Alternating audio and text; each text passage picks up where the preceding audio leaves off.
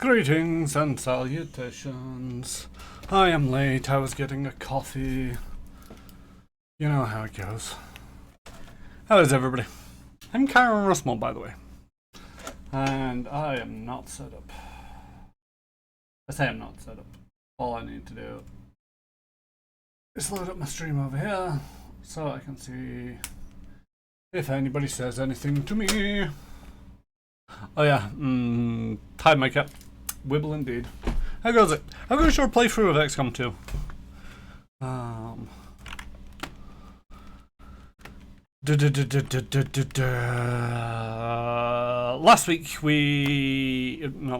Last session, which was only on Tuesday, we actually had one of the sort of like events that will happen within the game, which is whereby it will fire up and send a UFO searching for the Xcom Avenger, and if it finds it, they shoot down with an EMP the Avenger, and then do a full-out assault. Finish one mission on Xcom, dealing with the Last Chosen. Also found one of the resistance missions that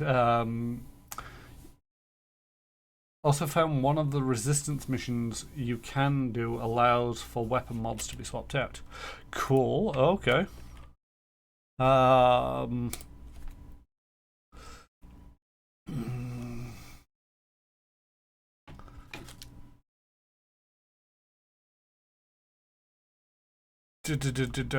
Sorry, I was just getting the last of my alerts going out.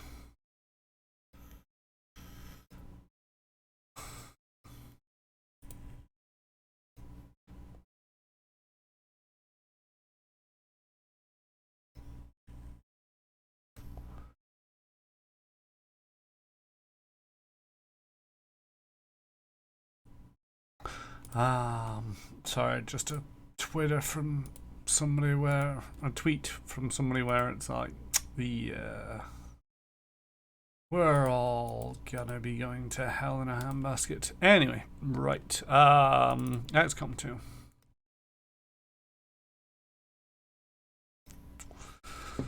Let's load up the game and get going. Also, whilst I remember I won't be around tomorrow, sorry, I've been invited out for the evening, so taking the opportunity to be sociable for once. Fair enough.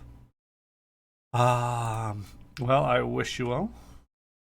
I wish I had as many opportunities to be sociable, but I just don't feel like leaving the house at the moment yet. Because, you know, shit's still going on out there. And I'm not quite comfortable with it all yet.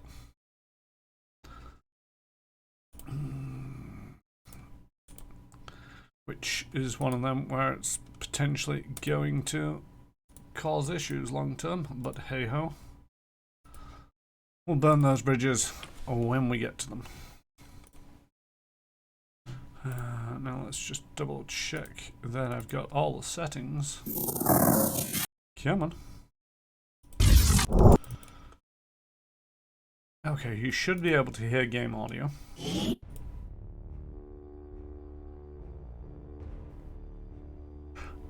And hopefully that should allow you to see it. Yes, okay, we can see it. Yeah.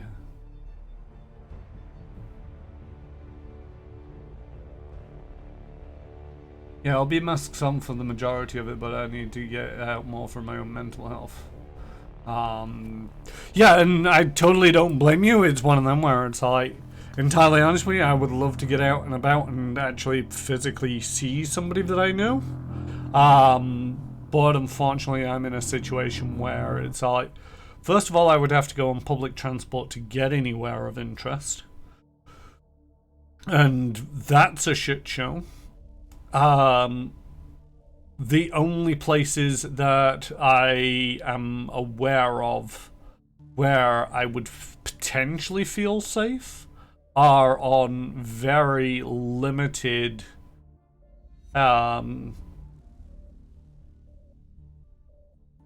capacity.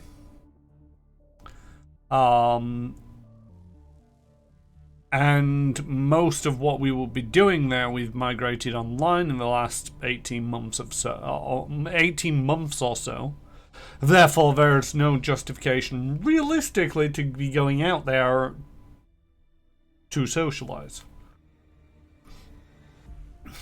You know, it's one of them where it's like, oh yeah, we should meet up for a coffee. It's like, yeah, I'd love to meet up for a coffee. That'd be great. But where the fuck are we gonna meet for coffee that doesn't involve fuck muppets?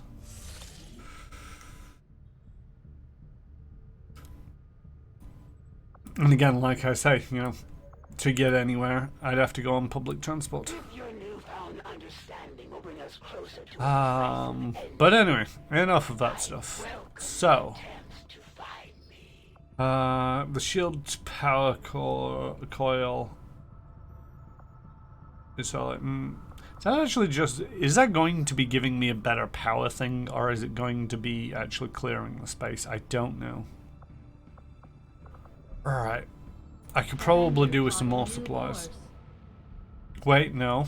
Is that a mission that I'm supposed to be doing?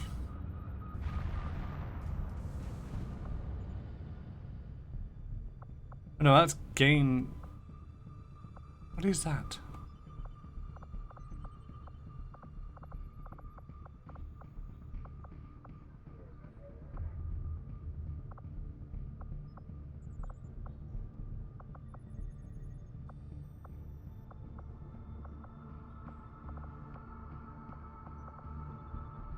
Might be the covert ops. Oh well. Commander, we've located one of their facilities. Commander, we have word that the aliens have completed construction on a secret facility. Mission locks because I don't have that area yet. Woo! And that's not even New Arctic, that's East Asia, so it will be go to New Arctic and then East Asia. But there's also a facility over here in Europe.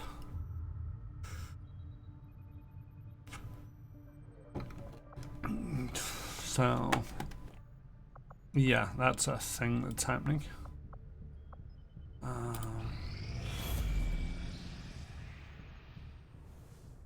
The Avatar project is powering up. Commander, the aliens continue to make progress on the Avatar project. If we're going to slow them down, we'll need to move fast.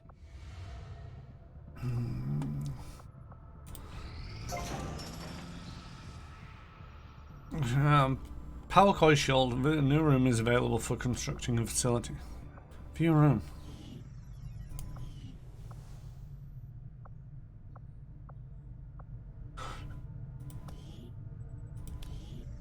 So it's not doing anything. Oh.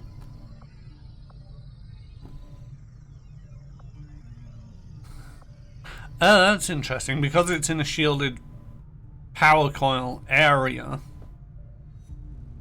then whatever facility is there doesn't require power. Or, if you build a power relay there, a significant increase to power output. Which would have been good to know before I built that power relay. Because I've got that power coil and that power coil, and probably would have just built the two side by side if I needed them. You know, I'd do that one and then work the way around everywhere else.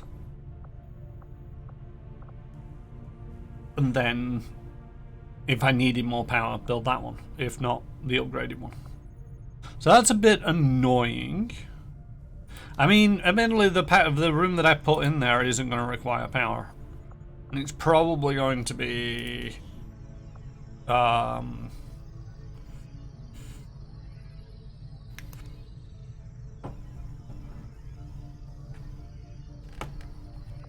the Guerrilla Tactics School.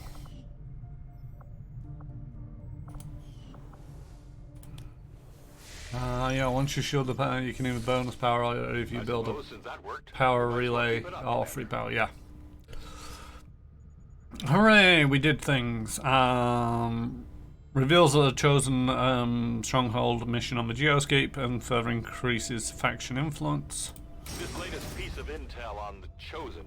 We've made progress on in the hunt for Demu Modena. Our new covert action will help the Reapers continue the hunt. Is now available in the ring. Keep this up, Commander, and we might just make you an honorary Reaper. New faction order gained, resistant network, additional covert actions now available in the ring. Hunt the Chosen Assassin Part 3, gain resistance contact, manufacture upgrade, gather intel, gain ability You've got points. something new for us, Commander. This My will Reapers are contact upgrading with new overlords. regions is made instantaneously. Assign new covert ops. Influence with the resistance factions has motivated them to share some new information on the Chosen.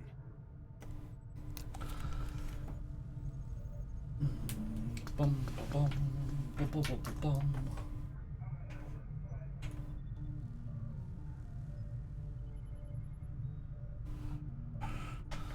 So I can't do this one yet because I don't have a major.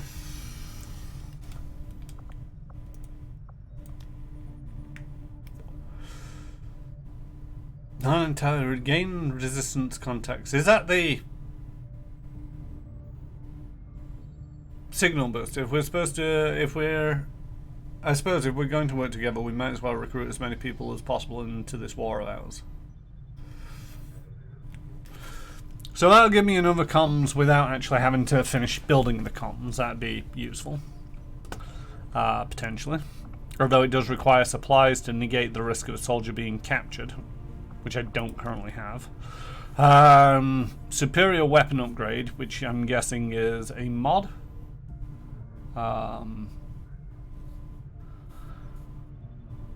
We don't need any gadgets telling us how to aim. Still, it would be foolish not to at least investigate these things. Again, that's 25 supplies to negate the wounded. Negate the wounded to take a scientist, gather some intel. That'd be worth doing. Gain ability points. Spend some intel. I got 153.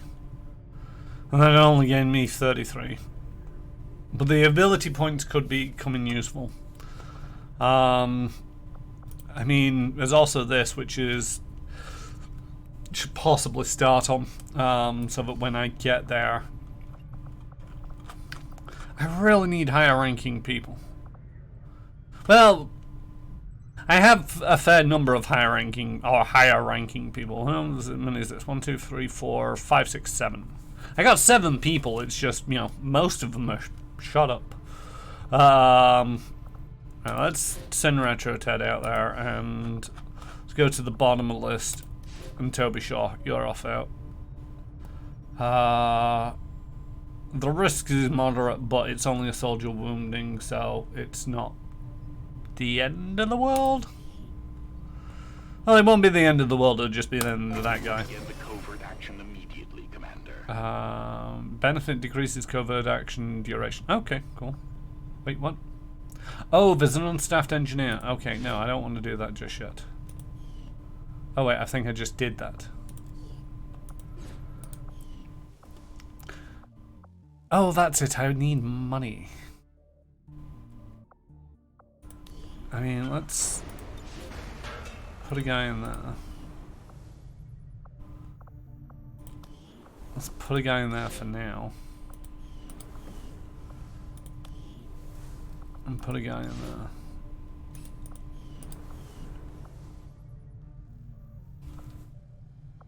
Or should I actually take you out of there? Because this increases the soldier healing rate, and a lot of people are messed up at the moment.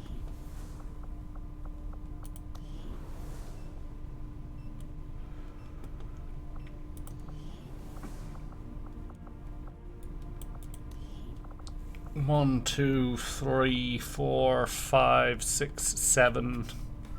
7 people are messed up. That last mission really did cost me a lot of.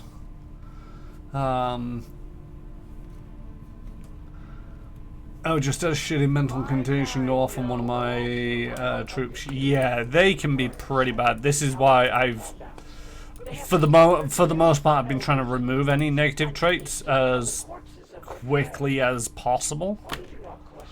Or at least try to limit how many people go out. Then our alliance will hold. Let's take you off that, because I just remembered it. Nobody's excavating this. And I might as well get these at least started. The infirmary is a good idea for now. What's the upgrade do? Upgrades the infirmary with a hypervital module which can be instantly restore any soldier to a combat ready state. Okay, that's not a big one for me. These two are kind of useful. Gives an additional slot for Xcom to assign resistance orders. They're useful but not necessary right now.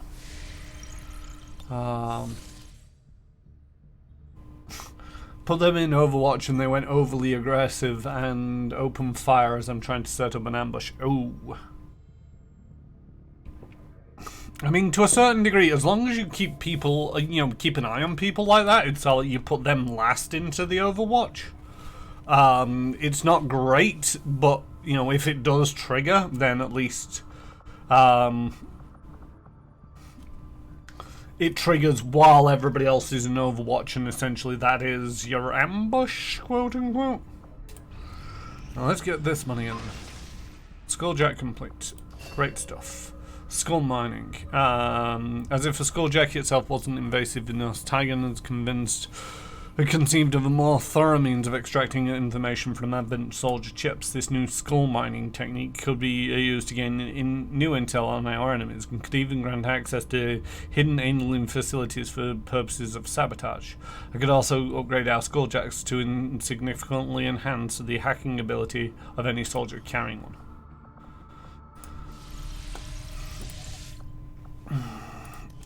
Right, so choose project.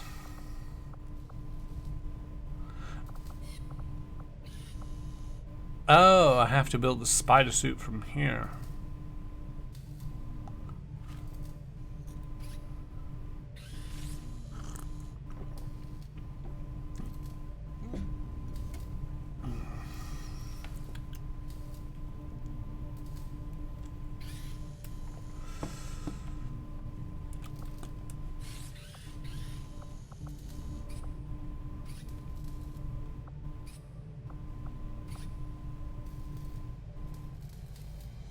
That requires trooper corpses, that requires stun lancer corpses, and the spider suit might be useful.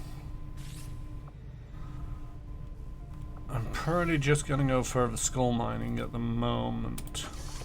See, what's not very clear here is like the skulljack is a oh yeah, the spider suit would be great for, I mean, I can begin one.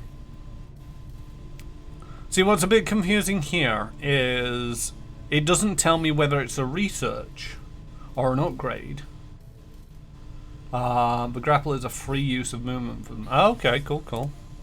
Because there's some which I've done in the past from here, and it's like, yep, you've got it.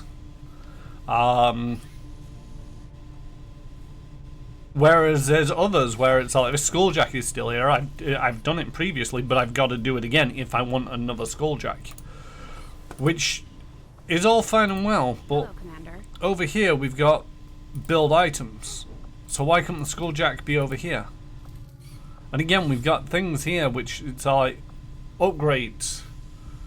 It seems like they've given the proving grounds and the engineering so like exactly the same task, and I don't know why. Also, look at this. It requires 6 Advent Trooper corpses and 150 supplies for 1 suit of armor. Where am I gonna get that many corpses from? I mean, to a certain degree, it's... I built a lot of these nanoscale vests, but for me, the nanoscale vests are a fairly decent investment right at the start. Didn't know that I'd need them same corpses for the Predator Armor squad upgrade. Yeah, I suppose it is. The thing is though, why have it here that the estimated time is instant? Why bother with the estimated time at all if you knew that it was going to be instant. I'm just complaining at this stage. I could do with another one of them just in case. I'm gonna do that because I like that. And I suppose that is a squad upgrade, so it's great, so that I think that will just give it to everybody as a possible option. They can be asked to change the template. I mean, yeah, that's a fact. For Bradford to practice on. If he crashes this ship, I might just hand him over to Advent myself. I mean, we've been flying for months. And now you mentioned that you're worried about the fact that he can't fly the ship. We've acquired new targets for our guerrilla operations against Advent. Review the targets. So the Chosen always attempts to capture soldiers. Some Advent soldiers are equipped with rounds that cause bleeding status effect. That's a pain in the arse. And return fire on missed shots. I'm not too fussed about that one, because I've yet to see it actually. Yeah, the squad upgrade, it will automatically change the armor to the newest one. The spider suit and such is a bit by bit.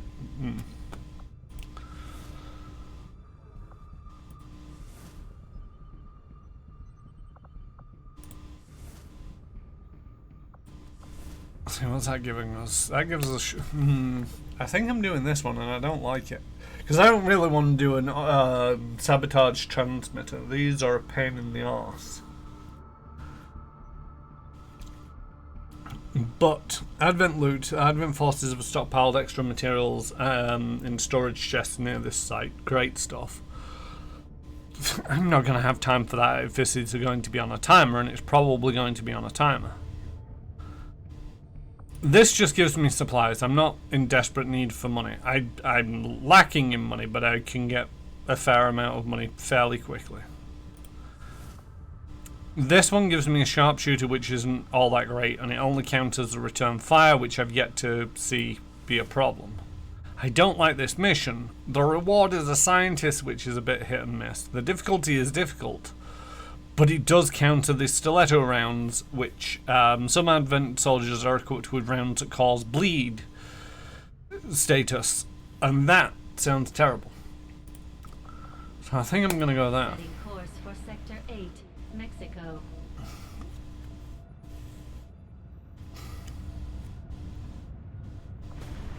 Commander, we'll need to have one of our troops equip the Skulljack for use in the field if we're going to make any progress towards our current objective. Yes, yes. Alright, who is not dead?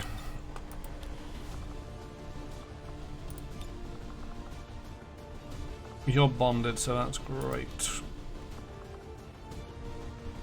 We've already got a grenadier. Not sure if I like the skirmisher.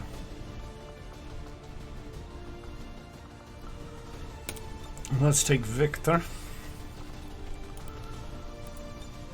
Although I don't have a specialist. I want a specialist, actually, thinking about it. Because if this goes wrong... Are you the first available specialist? You are. All the other specialists got messed up. Right. Make armor available, make weapons available, make utility items available. Alright. You get a medkit. You will get a skulljack. You will get nanoscale vest. You get nothing apart from a really big gun.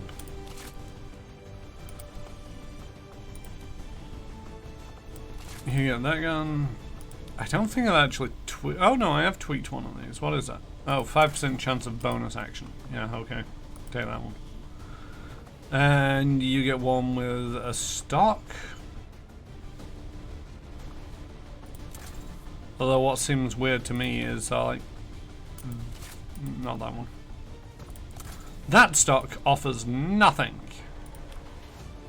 This stock, which looks a little bit more flimsy, offers 1 point of damage, even if you miss. I really want to upgrade the size of these squads. Right, let's see. Weapon upgrades. What else do you have? Couple of 3 instant reloads. Probably not for you. Probably gonna put that on you. Oh, that's not been upgraded yet. Okay. I think that was. Has this one been upgraded? It has been upgraded. Thing is, do I want the auto reloader on you?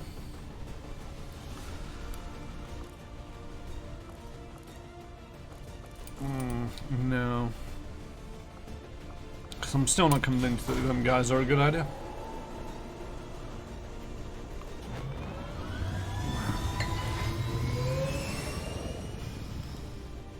Sky Ranger deployed. In position for deployment.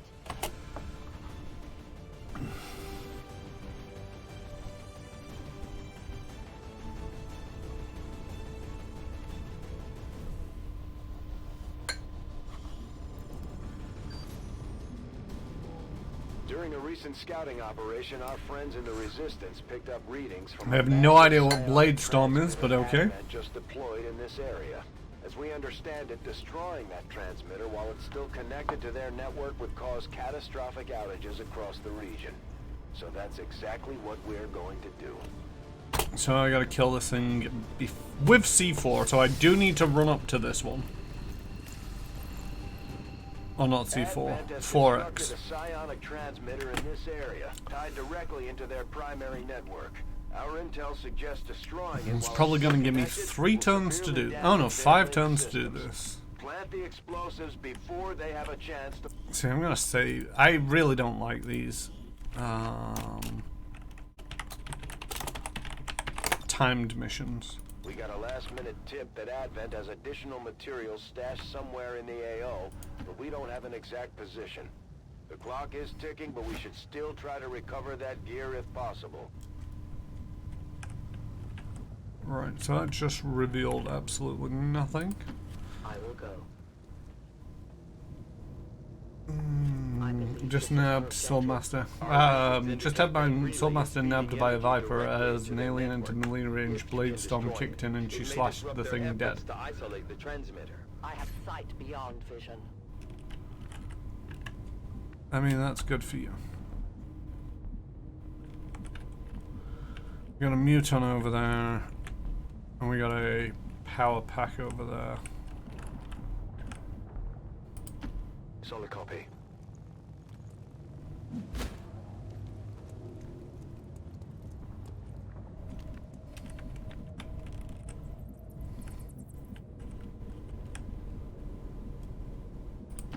Time to motor.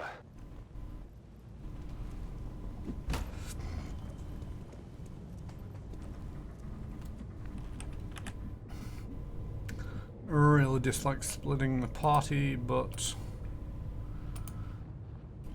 I need to get a move on. I must run.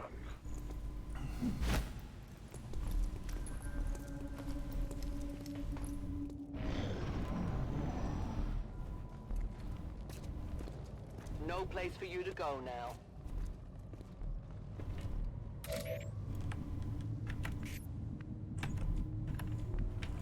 Can you...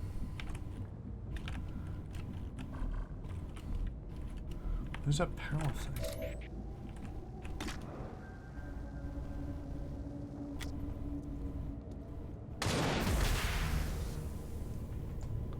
Well done. As we had hoped, the network separation has been temporarily delayed.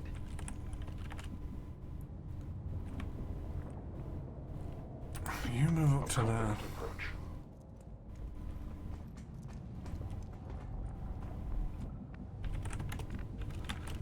You're gonna move through to there. Will do. It doesn't cross anybody's triggering paths. And you will go up to there. Getting it done.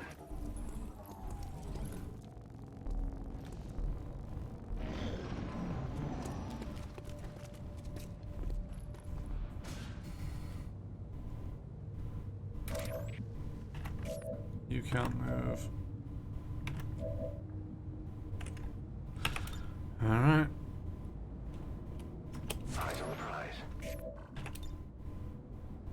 I am watching. Moving to overwatch.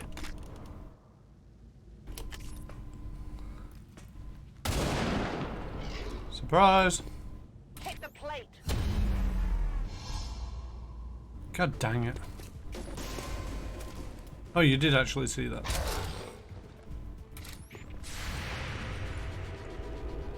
That's not how you're supposed to shoot them. But it worked. Their service is over. Hello, other guy. Shoot, maybe? No more hiding.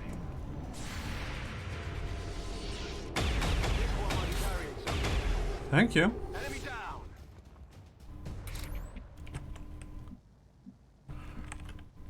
Right, so most of this has gone to shit.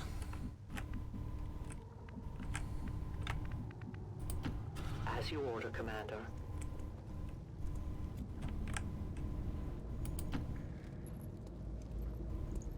I will always find you. There's an Advent captain nearby. We should attempt to disable it with the skulljack. That is not my priority right now.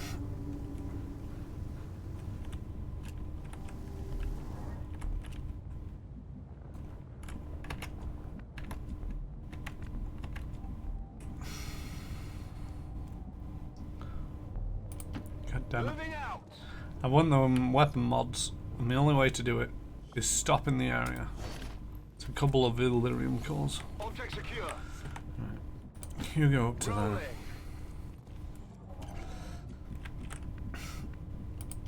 You move up to there. Bullshit, they saw me. You will never hide from me.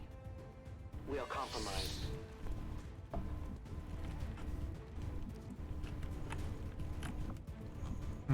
Can I have control again? Thank you. Oh, there's one down there.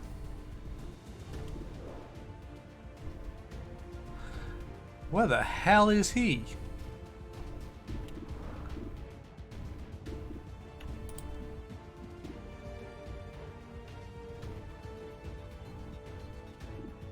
The deuce.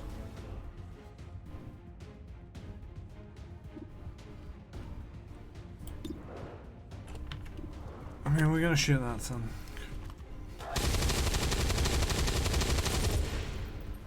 Puts another round on the clock.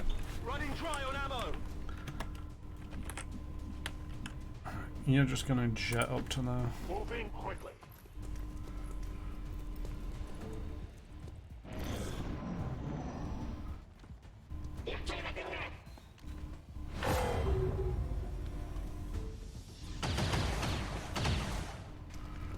Huh, This isn't you an ideal missed. situation.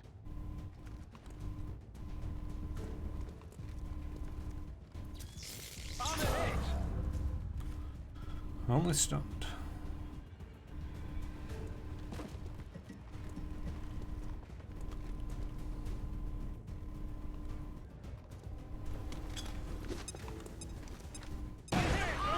The bullshit you get that much range on a grenade. I am flying.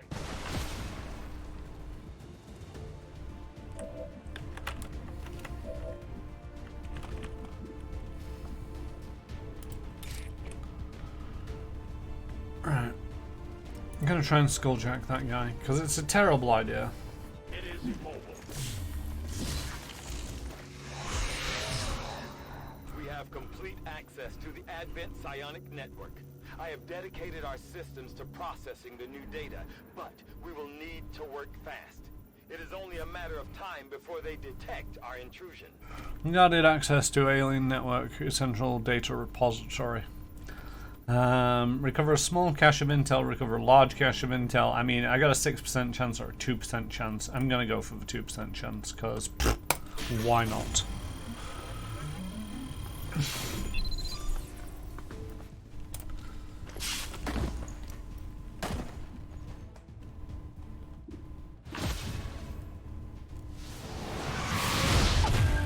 I did not want you turning up right now. That appears to be the codex responsible for safeguarding the alien data stores. We'll have to neutralize it if we intend to recover the data. Understood. Weapons hot. We've got our target. I mean, we got something, alright.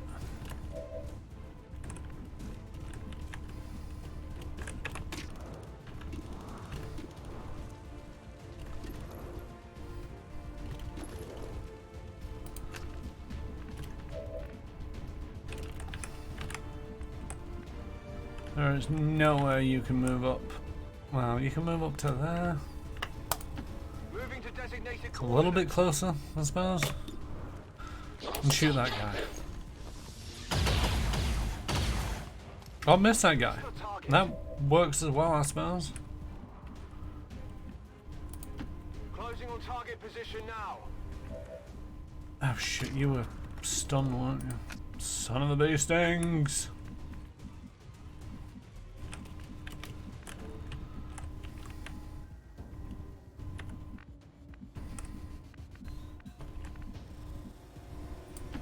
As you order, Commander.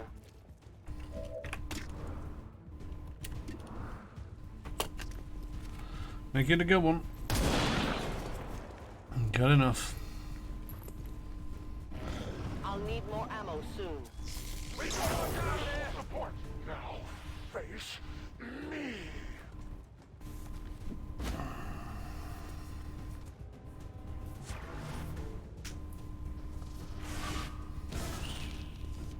The codex appears to be in a state of flux, existing simultaneously across multiple dimensions.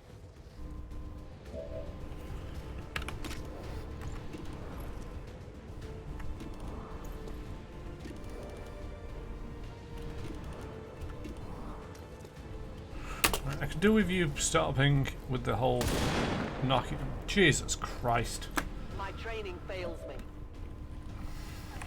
Right, apparently I the need weapon's more disabled.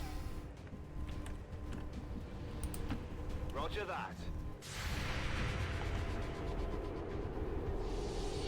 There's heavy fire in this zone!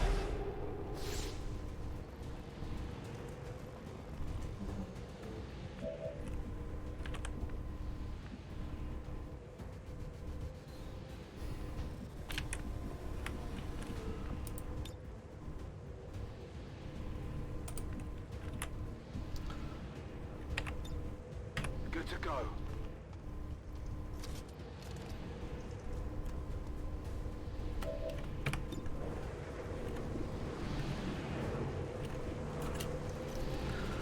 I don't like it.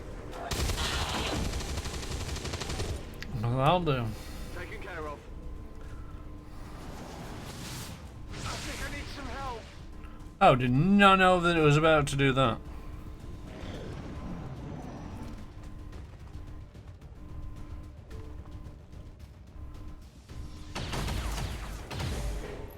I could use a quieter spot.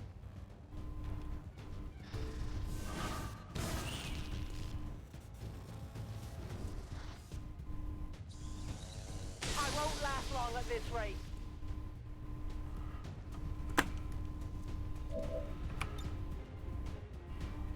Reloading.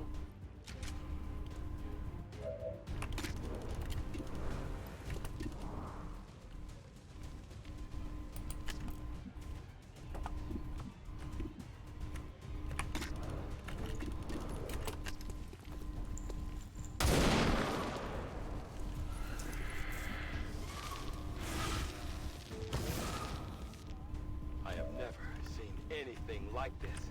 The Codex is projecting multiple copies of itself into our dimension. Ready to rock.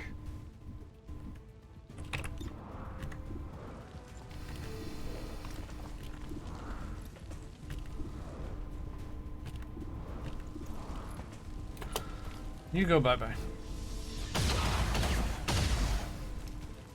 Enemy eliminated.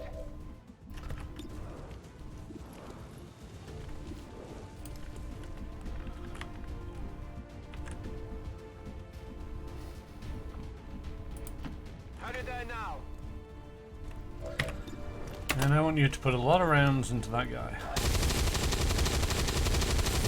That'll do. Target neutralized. Burning through ammo fast. They're shifting around Need the to fight side. a shifting attack. Okay. Now I know what it's called. Off the transmitter from their network. We're running out of time. Yes, yes, Central. Terrible things are occurring. Cover it.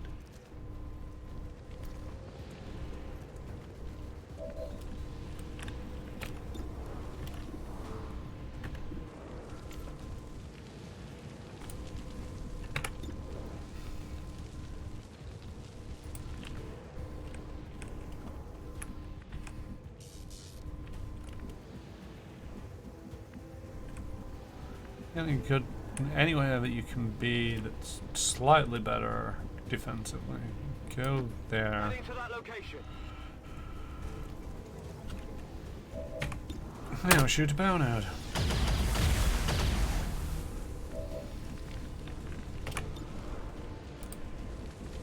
You are in a terrible position.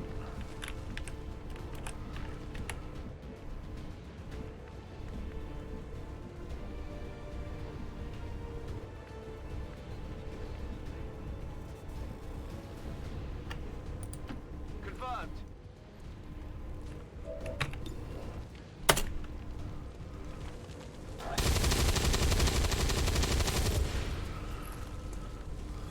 Negative ammo. I'm spent.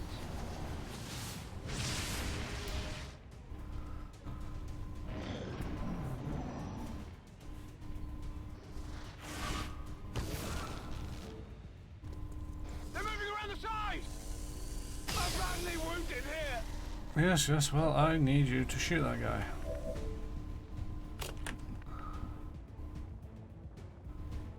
So move up to I'm there on the move.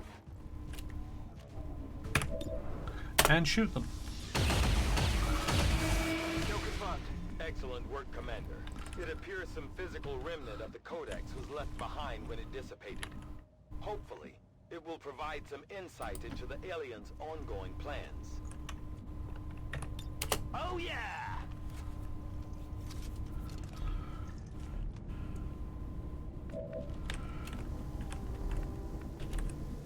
We're just gonna run up to the bottom. I can get there. You cannot run.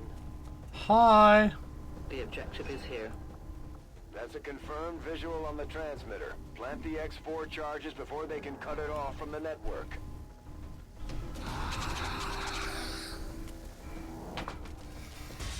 Yes, you should run.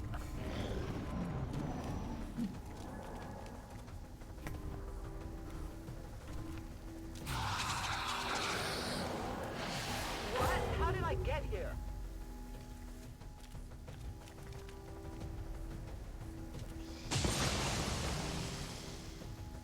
They're hitting this area.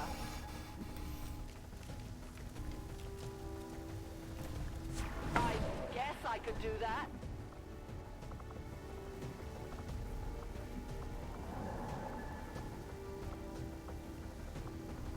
Why?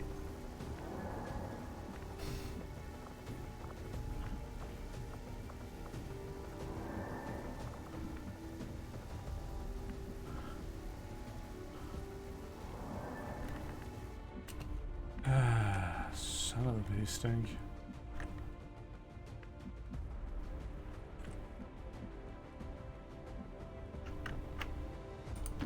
Roger that.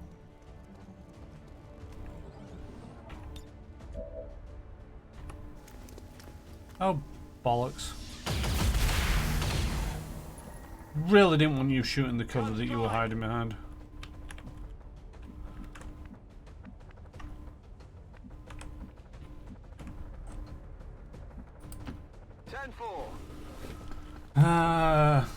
Yeah, you hear Troy. She's still alive in this playthrough. I mean, she's absolutely fucked right now. Because she is indeed surrounded. But yeah, J-Station.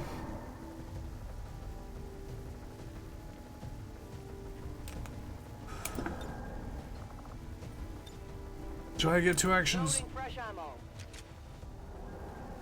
You do get 2 actions. I want you to hunker down. Thank fuck you missed. Incoming fire!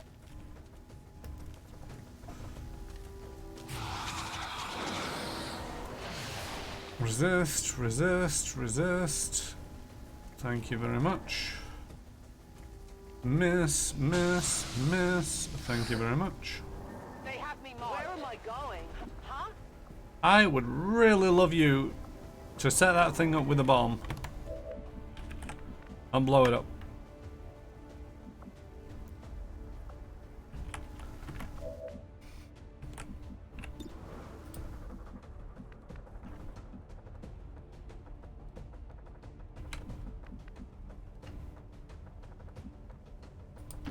Moving to designated position. We say designated position. Boom!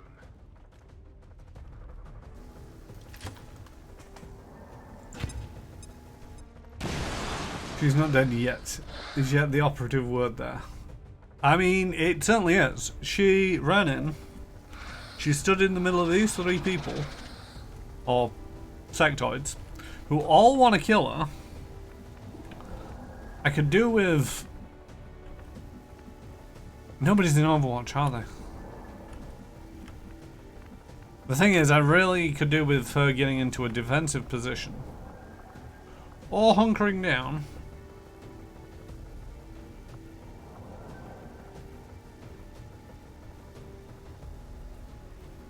Suffering movement and pain aim penalties, many abilities are dampened down. Okay. Right, I want you to move over there for 1 move. And then I want you to heal. Oh, you don't even have the drone heal yet, do you? Fudge.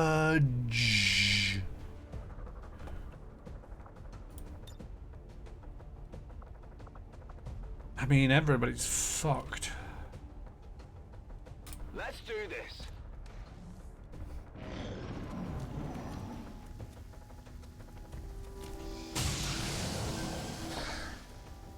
One of these days, they might hit me. Yes, one of these days they might. And then you'll be dead. So keep dodging. I need a more subtle position.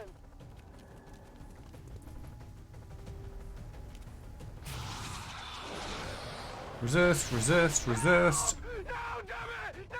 Shoot him, shoot him, shoot him. No, don't panic by doing that. Just shoot him. What does that even mean? God dang it. You're still disorientated. I will wait in cover.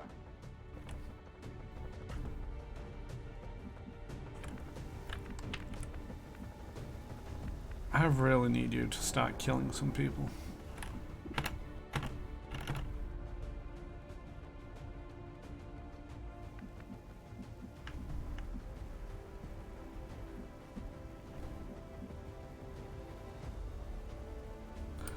Move to there. Hi. Shit.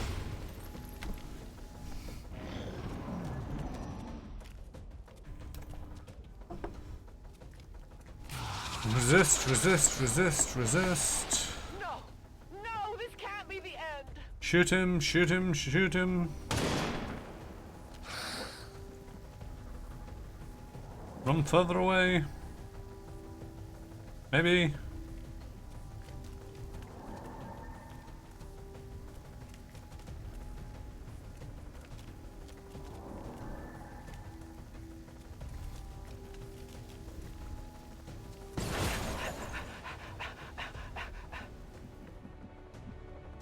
Right, panic has been removed.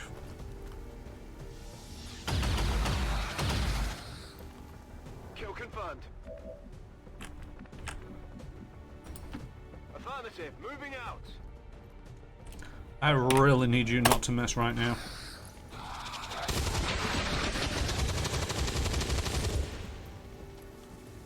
Target neutralized.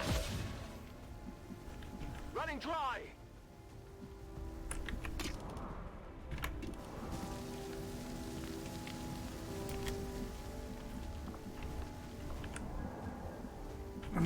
Can we get a defensive flank on you? We cannot, so...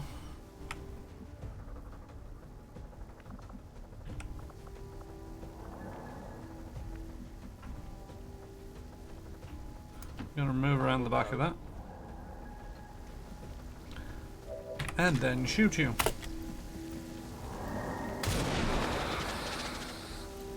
The only fate possible for We're not picking up any other contacts. Get those charges deployed. No, I was thinking of sitting around and spending my jollies here. Go, go, go.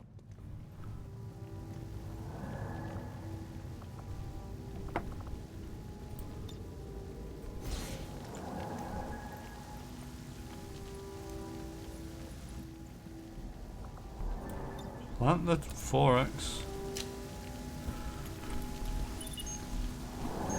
Signal confirmed. X4 charges are active. That transmitter is history. Good work, Commander. Well, I did it without losing anybody. But Jesus Christ, that was tense in the middle there.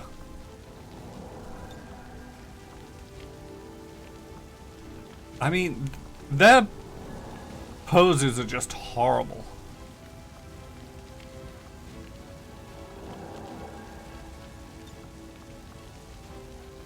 Headed soldiers.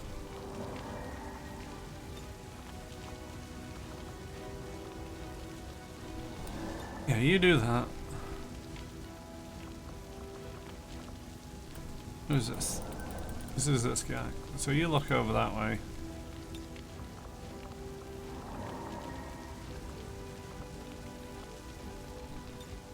Actually, turn a little bit more. There we go. That'll do. If anything, I fear we are making it easier for them to catalog our people. Shut up, Targan.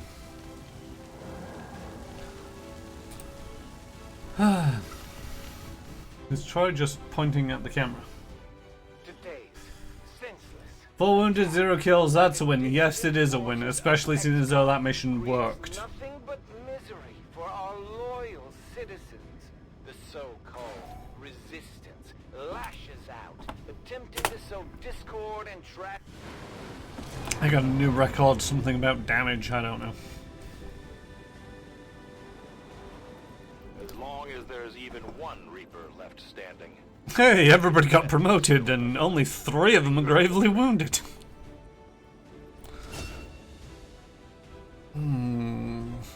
Kills with the Vector rifle do not increase the Reaper's chance to break out of shadow, but the chance of reveal still occurs. A kill with a Claymore puts the Reaper into shadow. Shots taken in shadow have +2 armor piercing. A reaction shot against an enemy that moves or attacks within a cone of fire. Oh, right, yeah. That's one of them where it's like, that really costs 22 AP, 25 AP. It's like, dang. Most damage taken across the team and not dead, maybe? Maybe. But yeah, basically to allow to focus in on the Overwatch, it costs 25 points.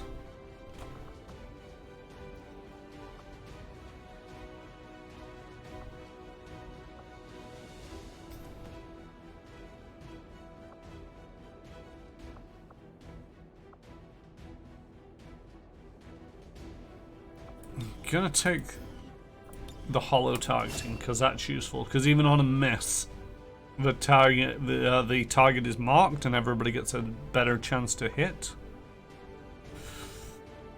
I'm probably gonna take Silent Killer.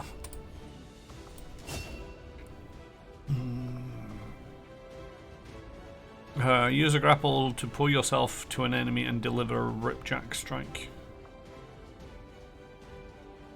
Use a grapple to pull. Okay. So that's pull them, that's pull you.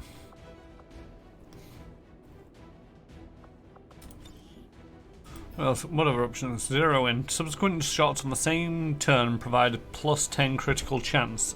If against the same target, they also provide a +10 to hit. When targeted by an enemy, automatically fire back with your bullpup once per turn.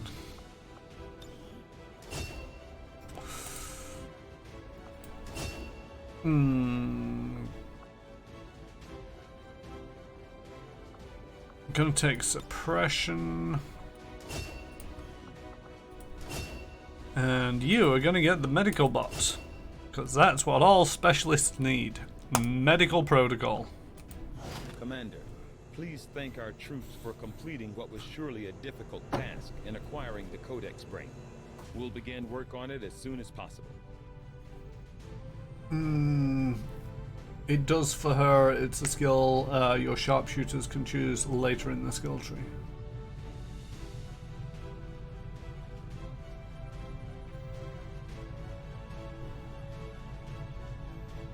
You mean the focused Overwatch?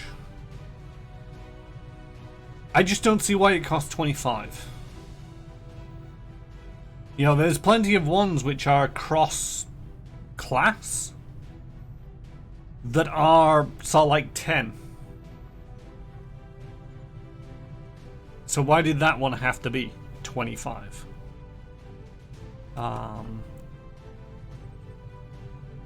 You know, it seems like a lot of action points because you want to. I don't actually care to a certain. You know, I'm kind of used to the Overwatch being sort of like pointed in any direction. You know, because one of the things that can happen, you know, I've seen it in Phoenix Point, is like you're overwatching in that general direction and then something comes up beside you and just clocks you around the side of the head. I prefer the Overwatch around. It's only very useful in certain circumstances where it's like, okay, we know that the last person ran into the room over there. That's why they don't put blinkers on soldiers anymore. Lol. But yeah, it's one of them where it's like, I'm not gonna. Yeah. Advent Trooper Autopsy. I'm pretty sure we've had troopers before. I think I might have just spent too many corpses. Reduces the avatar progress by 1. Dark event countered stiletto rounds. Righty, I gotta make like an Xcom soldier and shoot. Unlike an Xcom soldier, it'll be a miss. Alright, I'll catch you later, JStation 64. For anybody watching, JStation 64 is about to fire up their own stream where they are currently playing No Man's Sky. So I highly recommend you go check them out at some point. We will be raiding them later if you want to stick around here and join them later. So all in all, that was a success. Great stuff with reduced research time. What am I doing? 1, 2, 3, 4. Okay, everybody's assigned places. At least we don't have to worry about keeping the council happy anymore, even with the spokesman lurking in the shadows. I think I'm good for now. I still need more supplies. You have delayed the aliens' efforts towards completing the Avatar project, Commander. Let us hope the assets you recovered will prove useful in uncovering the aliens' plans. Convoy, reward, grenade ammo. What? What now? I have often wondered why the I want these supply drops. within a being so temperamental, so unmoved by our pursuits.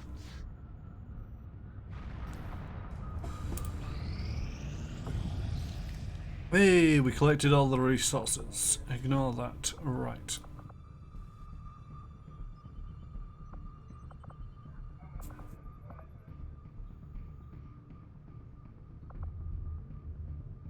Okay for intel.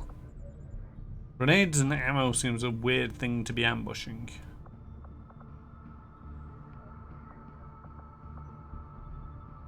Setting course for the Eastern U.S. precinct. Hey, Zen of Games. The war against the aliens is going okay.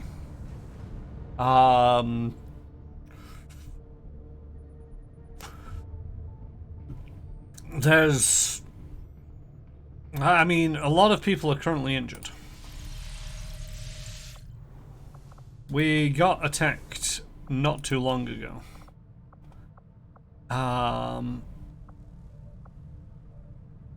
And it was one of them interesting ones where it's like, the ship got attacked, so rather than basically saying you can only take out your squad maximum, which is currently 4, he straight up said, okay, you can take out 6 people. And he just basically selected the top 6. And then every couple of in-game rounds, it was just like, we've got another guy ready for you, here you go. And they were just pushing them out of the ship into a very live fire situation. And I think basically it deployed everybody from the Nameless One all the way down to Sletvana. So there were all these people on the battlefield, but to a certain degree also meant that all those people were targets.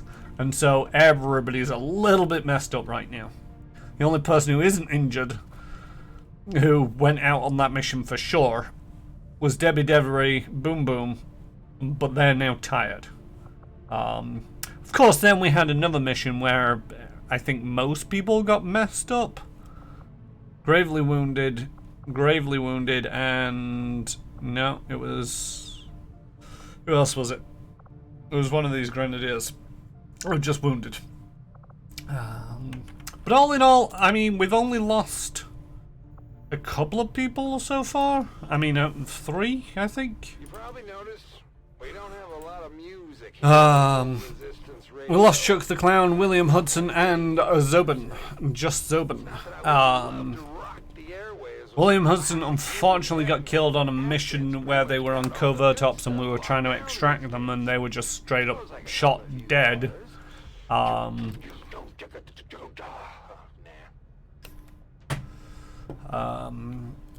Zobin got killed on the mission where it was the ship was under attack. I can't remember when we lost Chuck the Clown. But it's going okay, I feel. I'm just trying to... It's one of them where there's so much to do. I'm never sure what I'm supposed to be doing. Resistance communications facility now operational. Okay, resistance contacts is at a +1. Woo! New staff slot available, increases resistant contacts. Vanyar is now available. I'm not sure if this gives me any other bonuses other than additional contacts. Oh, it can be upgraded. If I've got the power, increases the communication capabilities and adds another control station.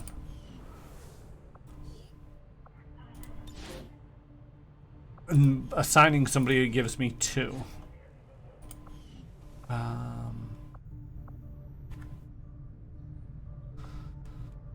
And I can have... Oh no, that's the upgrade. Okay, so I can have 4 if I put in engineers. I don't really have the engineers to go around to do that right yet. But just having that extra one available gives us a little bit more leeway. I mean, we got 3 out of 5. Do we have the money to build a facility here? We do.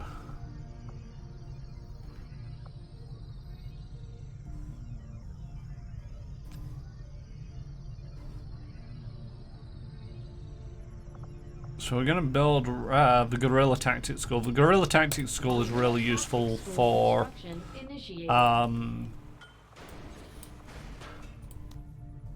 it gives us purchasable abilities, 2 of which is to increase the squad size by 1, and that should help with the mission's survivability.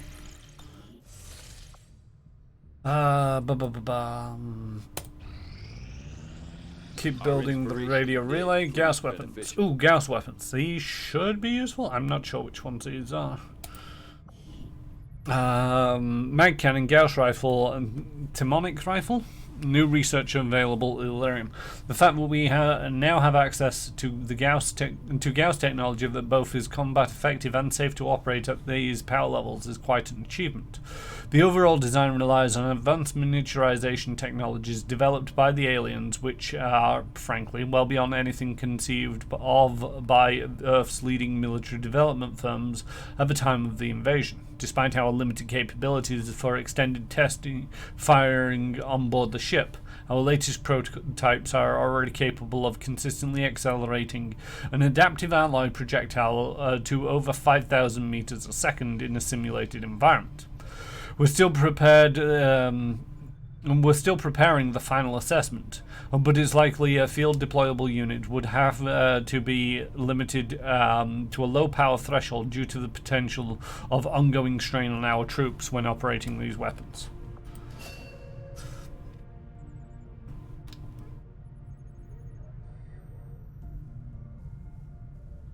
Oh, the cone of fire is Overwatch on steroids. It'll trigger on all alien movement. I'm guessing you still need to worry about ammo.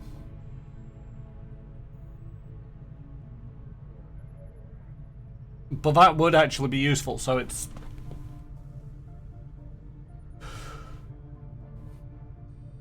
Yeah, so if you had, you know, one of the... That would, to a certain degree, make the auto reloaders and some of the abilities a lot more useful, because it's all... The Overwatch at the moment, somebody moves into the line of sight of a troop, and they will shoot once, and that is it. There's an ability called Focus. One second. Modifying the existing vector frame will allow us to integrate the magnetic accelerator, a weapon that is capable of firing ferromagnetic projectiles that can be mass-produced by our engineering staff with relative ease. Damage output has been significantly improved as a result. Magnetic weapons technology has particularly utility for precision, slow-firing weapons like the sniper rifle. The Gauss rifle will enable our sharpshooters to cause greater damage at extended range. And the mag cannon. Magnetic weapons techs allow us to deploy a rapid-fire version of the cannon. Our grenadiers will be able to lay down a much deadlier volume of fire. Experimental weapons inspired. Commander, our science team has a novel idea related to the experimental weapons. If we begin research immediately, we should obtain results faster than usual. If we begin another research project instead of acting on this inspiration, the opportunity will be lost. Sectoid autopsy is now instant. Okay.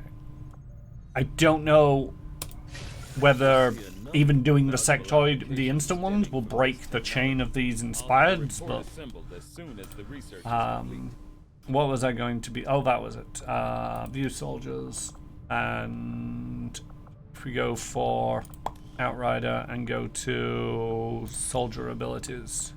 So yeah, there's this, which is a kill zone. Take a reaction shot against any enemy that moves or attacks within a cone of fire. Now, one of the things that I was complaining about was you can do the instant ones without breaking the inspired. Good to know, Mike. Yeah. I'll do those the next time around. I mean, they're just corpse research, so I'm not too fussed. But we'd still be half. But one of the things is, it's like I was complaining about the fact that that's 25 ability points for something that it basically limits the Overwatch ability. Rather than being a 360 all around, it's only in a cone that you can aim. Has certain benefits, make sure that you only shoot at the person that you hope to shoot at, but has a limitation that something could run up right beside you, pop you in the back of the head, and you wouldn't do anything. However, what Magcat's just explained, and I see it now in the wording, is I'll like take a reaction shot against any enemy that moves or attacks within a cone of fire. So as long as you keep your weapon fully loaded, which is anywhere between 3 and 5 rounds roughly, maybe a bit extendable depending on what weapon it is and what upgrades you've attached to it. You will take a reactionary shot for everyone who comes into that arc. And Magcat just said, had a sniper just nailed 3 aliens running into a room, one after the other. And that is where it's like, okay, that's useful. That's worth 25 points because, like Magcat said, you know, as long as you got rounds in the clip, they'll run in, you shoot them, they'll run in, you shoot them, they'll run in, you shoot them. The other one, yes, you get the 360 overview, but if you're just focusing on a door, then you don't need the 360, and you can just keep shooting until you run out of ammo. Great stuff. Still not going to buy it just yet with all my Xcom AP. I'm not entirely sure when I'm going to be using this Xcom AP. It's probably going to be when I really need to get a soldier to be useful to me, or when it's all like, okay, it's all like shots taken in shadow have a 2% armor piercing. This is useful. You know, maybe at some point it's all like, no, I need to send this person out alone, or they could be alone. So I might as well make sure that I get all of the upgrades on there.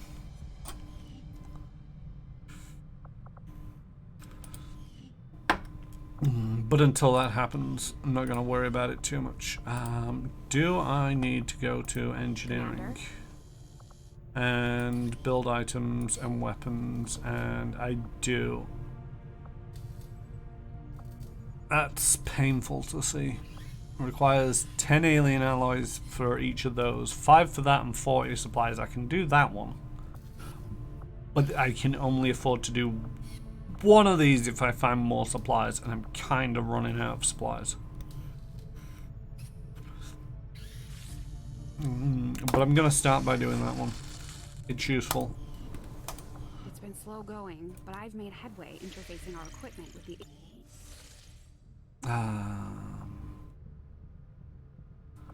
Let's finish off building relay radio.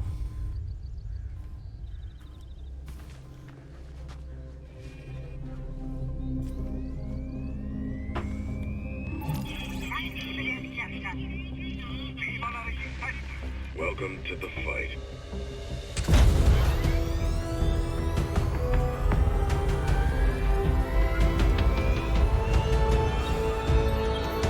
That whole welcome to the fight would be slightly more impressive if it wasn't, you know, it didn't look rusted and janky.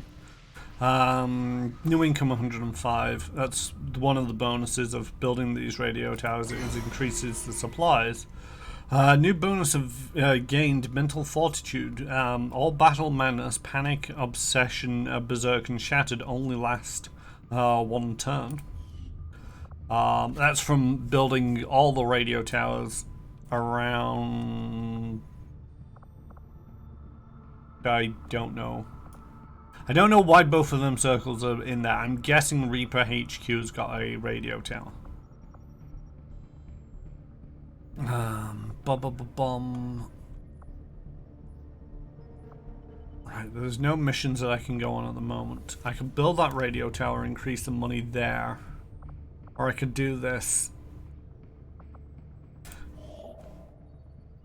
I don't have the supplies to do that, so we're gonna do the other thing first. Avenger plotting new course. And maybe I'll open up this black market sometime.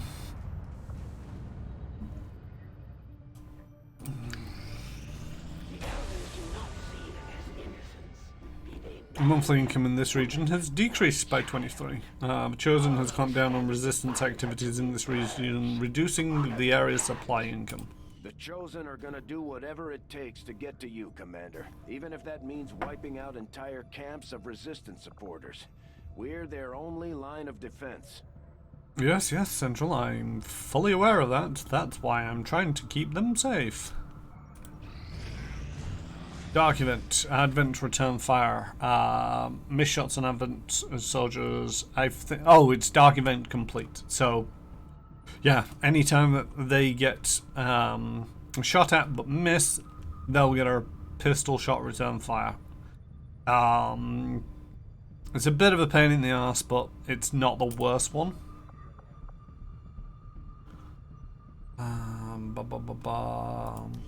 Yeah, the only one that they've got is the Collectors. The Chosen double their efforts to hunt down the Commander, seeking to capture Xcom soldiers at every opportunity. That could be a pain in the ass. But so far, the only one that they've managed to activate is that one. We completed our research in remarkable time, Commander. Okay. Our troop has discovered several weapons that would appear to be anything but useful in our fight against the aliens, but evidence from unofficial field trials reveals various strange capabilities that defy clear explanation. Despite their insistence and some degree of ridicule at my expense, I have repeatedly tried to explain to our troops and the senior staff that even though these weapons may look simple, reproducing them is not nearly as easy as assembling the component materials. As it stands, I will likely resist further efforts to try and replicate them unless the circumstances of our campaign against the aliens changes. I'm a scientist, not a blacksmith or a bowyer.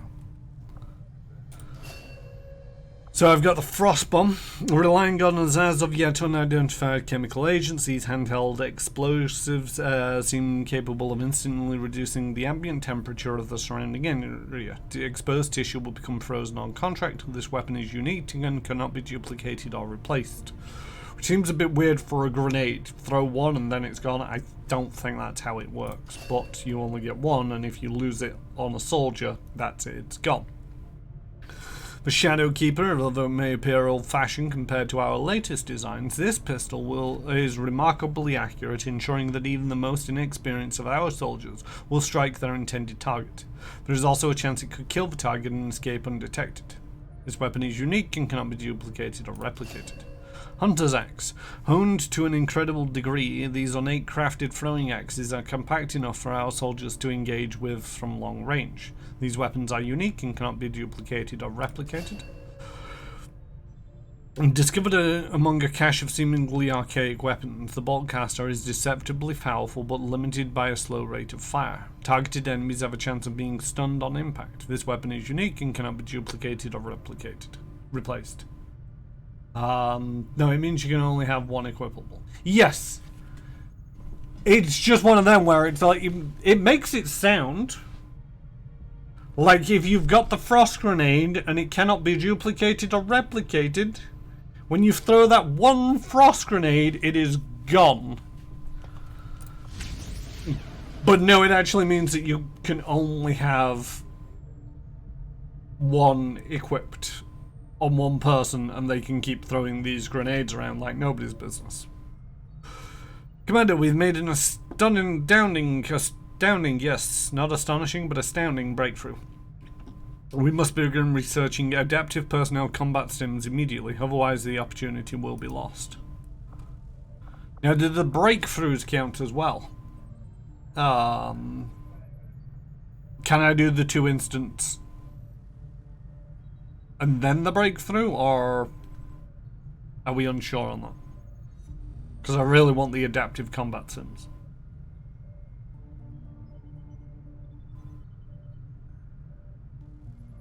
Instance first, then breakthrough. Okay. Sectoid autopsy. Although science. Advent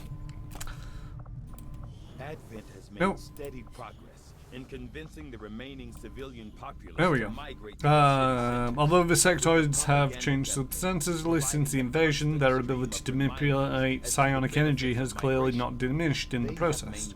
With a complete study of this new specimen, we may be able to develop the psionic capabilities of our own troops. though I was never witness to one myself.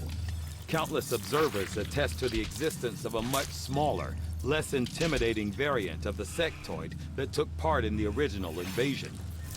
In the time since, this new being, the product of clear genetic manipulation, is now a familiar face to our forces operating in the field. The sectoid's rapid physical evolution over the past 20 years is a testament to both the aliens' mastery of genetic engineering and their pursuit of advancement, regardless of the risks. Preliminary autopsy exam conducted by Dr. Richard Targum, acting science officer. Although my direct surgical experience is limited, the alien's genetic manipulation of this species previously catalogued as sectoid provides a certain familiarity in relation to human atomy.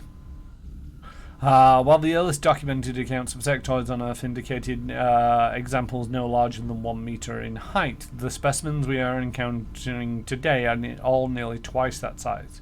Knowing full well that the aliens continued their efforts to integrate human and alien DNA, my findings here only reinforce the notion of continuous deployment process. These large sectoid variants have an even greater proportion of human genetic material, selectively combined with the intention of improving the otherwise limited physical capabilities of the original, with enhanced psionic capabilities and a greater overall strength. I say they'd succeeded. Now we've got the mind shield that can be made. And we've also got research into psionics. Won't be getting to that for a bit unless it becomes a breakthrough and or the other thing. Inspired. Okay, the Advent Stun Lancer. The Advent Stun Lancer was apparently outfitted with the intention of serving as a civilian peacekeeping unit within the city centers. Although they are equipped with weapons capable of administering non-lethal blows, recent reports indicate an increasingly aggressive stance taken by these units.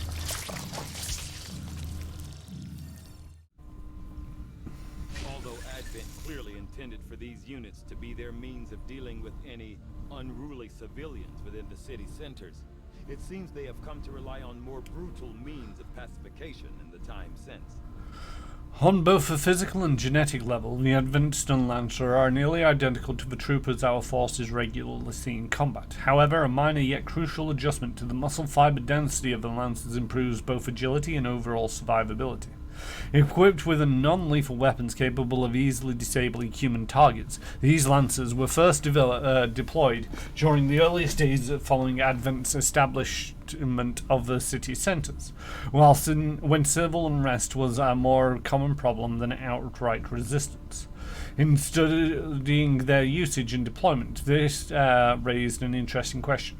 If the Lancers were among the first Advent forces deployed, and their survivability is somewhat higher than that of the standard troopers, did the aliens conscientiously reduce the troopers' strength based on their assessment of human combat readiness? This would imply a system of rapid genetic modification beyond what I had previously imagined the aliens were capable of. I would also demonstrate a degree of genetic frugality that I would have previously assumed was irrelevant to the aliens, based on the variety of unusual experiments they've conducted.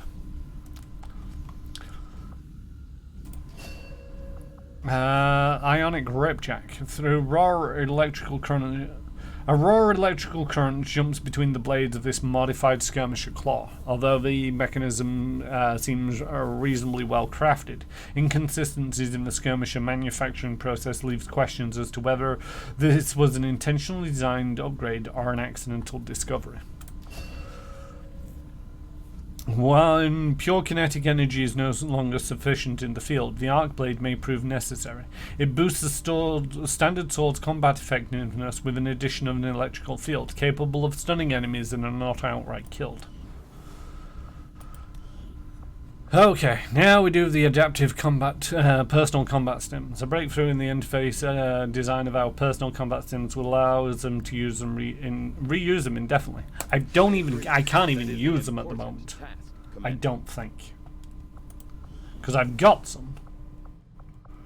But if I go to my soldiers, It's there. The personal combat sims. The personal combat sims option requires a guerrilla tactics school facility required. The Advent propaganda machine is running full steam. We're picking up their transmissions even way out in the middle of nowhere. Right. I think that's all the bullshitty talking I need to do for the moment.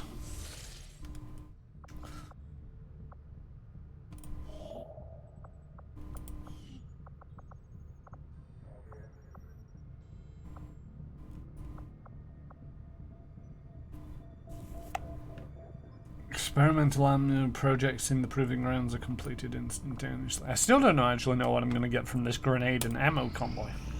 Together, we have succeeded in our task. Retro Ted and Toby Shaw have finished. Our efforts led us to Africa, and Darai Baladur has no doubt sought shelter somewhere within its borders. We should continue our work together and forge on in pursuing this so-called warlock. It will no doubt fight desperately to survive, but we must leave it no safe haven on our world. We've learned another piece of information about the Chosen and their schemes. A new covert action will help Templars continue the hunt. Is now available in the ring. Hidden Reserves 2, Hunt the Chosen Warlock 2, Form Soldier Bond. Hidden Reserves 2, additional 3 power to the Avenger, if I accept that as the research thing. Toby Shaw's been promoted, and we're going to assign a new action. Still don't have a Major. I don't have a Reaper that can go on that one.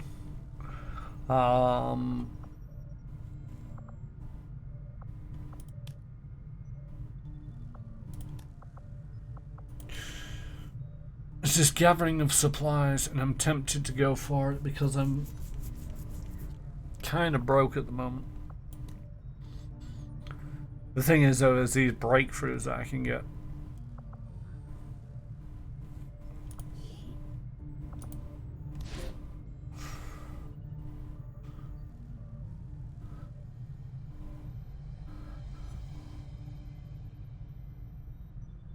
And that could be useful.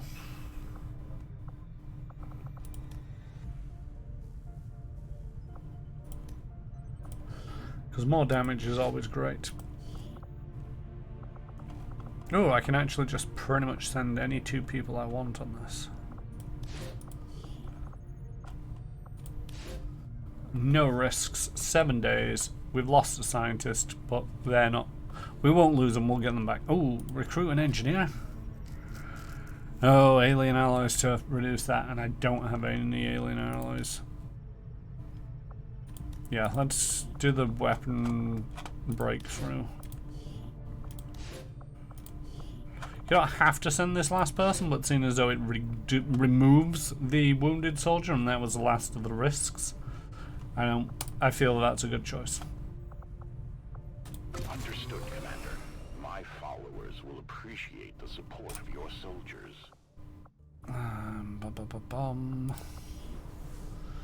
We have a soldier who is ready for promotion, and Toby Shaw is going to become a sharpshooter.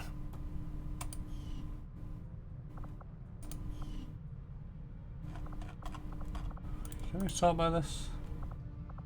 I got plenty of grenadiers. A little low in sharpshooters. Only got 4 sharpshooters. Only got 4 specialists. Got 1, 2, 3, 4, 5, 6 grenadiers. 1, 2, 3, 4, 5, 6. Oh, 5 rangers, 1 reaper, 1 skirmisher, and 1 templar. The templar, the skirmisher, and the reaper are the ones that the plot have given me. So, and it's one of them where it's like I don't know. It's one of them where it's like I'm used to just the 4 base classes, and making my mind up with just those. You know, the Reaper is kind of like the sharpshooter, but has more stealth abilities. But those stealth abilities restrict some of their sniping abilities.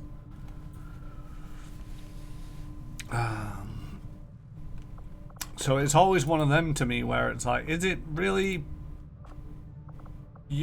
is that really useful? The skirmisher is kind of like a rapid fire ranger. The Templar is different, I'll give them that, but again, it's kind of like a melee only ranger. Although I do quite like the Templars. There's also potentially going to be further things down the line. At some point I'll open up psionics, and I'll be able to train some of my troops in psionics. I don't know whether that's a separate class, or whether that's an addition to the class. Because one of the things that, if we just view one of the soldiers and go to soldier abilities,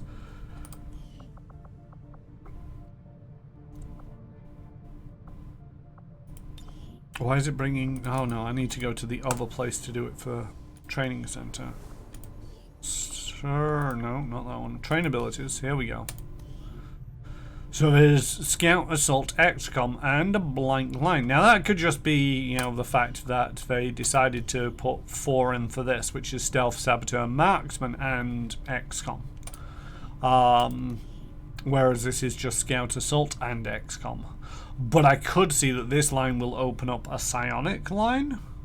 So it's like, okay, if you want to spend the soldier's AP, you can buy into the psionics and give them psionic abilities as well as their normal abilities, and that will only be open for the 4 base classes, not the 3 extended ones. I really don't like the way that this happens, because it's like you can't really get a good idea of who's got the points to do anything. Oh, you actually kind of have the points to do some things.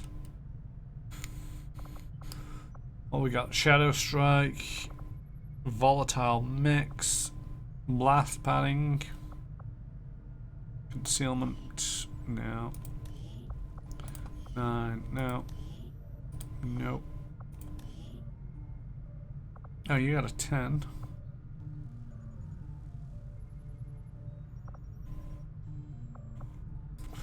See, I do like both of these. Your gear includes layers of extra padding and blast plates, so you granting you a bonus point of armor and 66% less damage from explosions.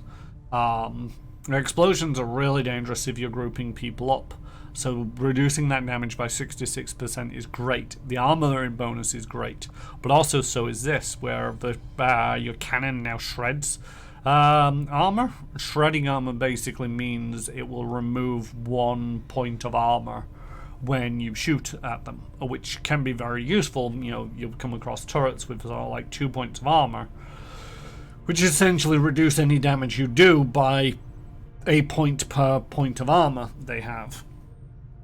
And so your attack that does 3 suddenly only does 1 because they're armor 2. Annoying. Whereas when you've got the shredder, you can start reducing that armor so that, you know, the armor is completely removed or at least partially negated. So I think I'm going to do that because the soldiers got their points of their own. I want to kind of keep the XCOM ones just for when I choose to use them on certain people.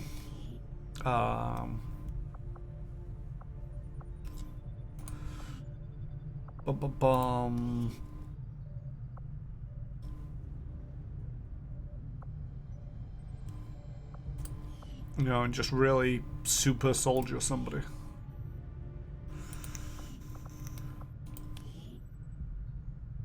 Yeah.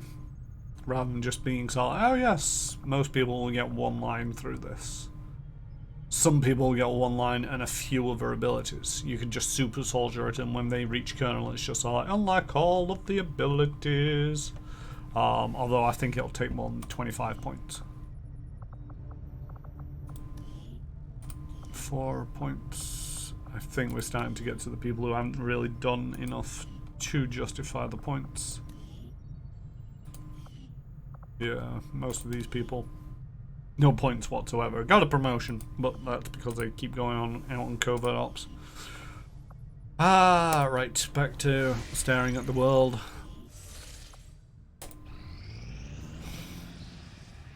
Commander, we have the position of a vulnerable UFO that's set down in this region. If we move fast, there's a chance we could recover a nice haul of supplies and equipment. God damn it. View that location. Operation Shackled Crone. Secure the disabled UFO. Setting course for eastern United States.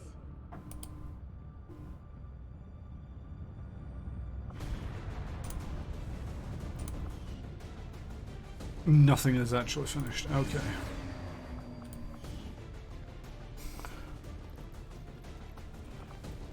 Alright, as always I'm going to remove everybody and then I'm going to choose who I want to take out. We're going to take out the nameless one. We're going to take out Retro Ted. We're going to take out Boom Boom Debbie. And that is a Ranger, a Specialist, and a Grenadier.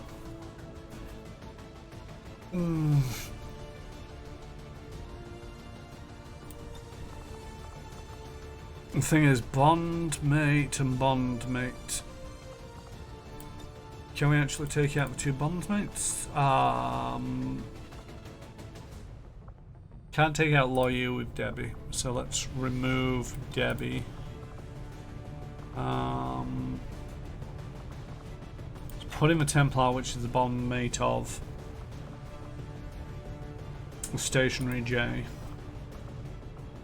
We still want the Specialist, and we want a Grenadier, but who's not bonded to anybody who we can't take. There we go.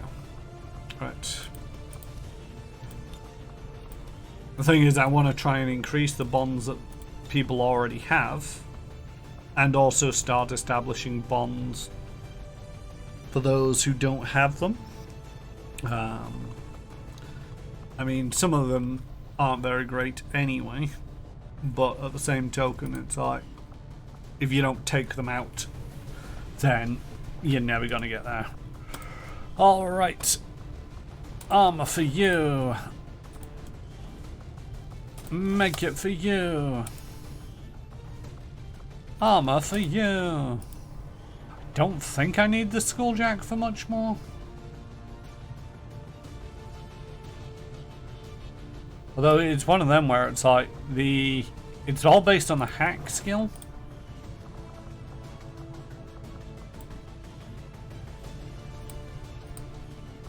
And the only people that I know with a semi-decent hack skill is the Specialists. But the Specialists have the drone, which really helps with the medkit. Suppose when they get the second one, they might be able to take in the Skulljack.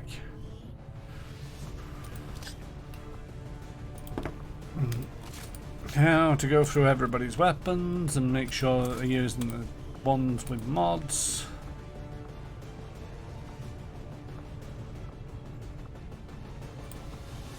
Can your weapons be tweaked? No, can't upgrade the gauntlets, which kind of makes sense, seeing as though most of the weapons are sort of like a clip or faster reloading, a combat sight, the rest of it, and it's like, you don't really use any of those things. Right, let's see what we've got on the snipers. Oh shoot, yeah, we've not upgraded the snipers yet, so there's no second slot. We don't have the money or the alien alloys. Hopefully after this mission we'll actually have a fair decent amount of stuff. You can Skulljack other Advent soldiers. I thought you could. It's just what more do you get out of it other than the hacking ability and maybe the intel? Yeah, I know that it kills them instantly, which is kind of useful. I mean, somebody sticks a fork into your brain and starts playing around with them. An achievement. Okay, that's great. It looks like they managed to disable a UFO on the ground. We're moving in to secure the site. Eliminate any hostile resistance and seize whatever gear you can from that ship. It's an interesting shift between the first game and the this one. The second one is like, in the first one, a lot of what you were doing was find a UFO, shoot down the UFO, go secure the UFO, which made up, you know, a majority of your missions. There were others that you ended up having to do. There was a few narrative ones which didn't involve the UFO. There was a couple of terror sites, as they were referred to, where the aliens had just sent down troops into a city and you had to rush in and try and save civilians and get rid of the aliens. But a majority of the time you were dealing with downed UFOs. For this one, because the aliens have already taken over and you're fighting back, this is actually the first UFO mission I've done in 9 streams, so it's different. I mean, to a certain degree. In the same 9 streams, I've done other missions repeatedly. Secure the area, neutralize all hostiles. Squad concealment active. So we're right there. This is a graveyard, which is kind of creepy, seeing as though it appears that we're... I know, we're in a town somewhere, or near a town at least. I mean, it's still creepy as all sin. Closing on target position now. But I have no rush to do this. To victory. Which is useful, for once. I will sense any disturbance. On the move. Well, sense where the aliens are and get to it. Running.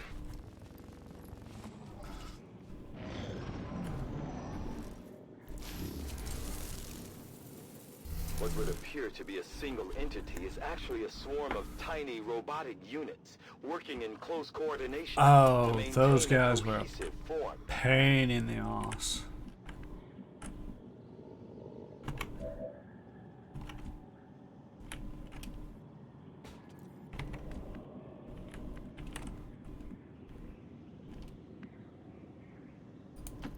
Moving on target location.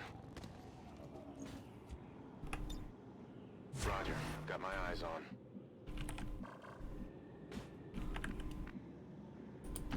Moving.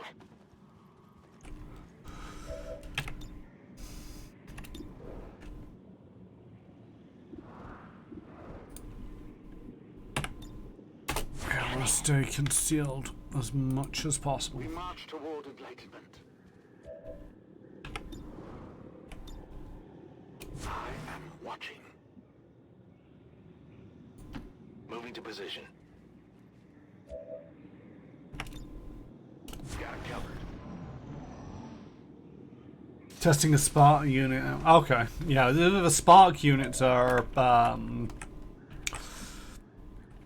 for everybody else in chat is you can build robots that you can then deploy.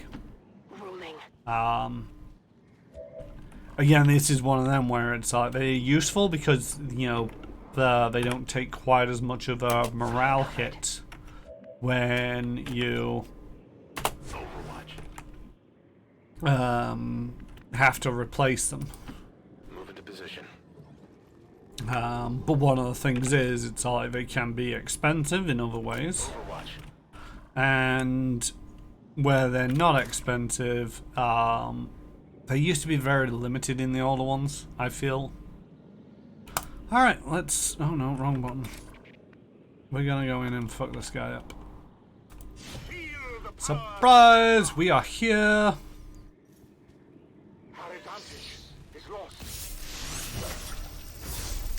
What do you mean our advantage is lost? We have the high ground. Open fire, everybody. Open fucking fire!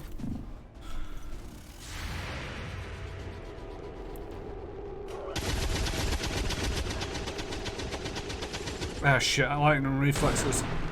Yeah, dodge that.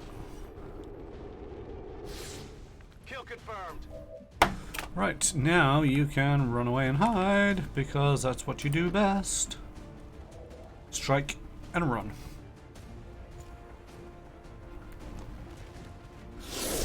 Oh.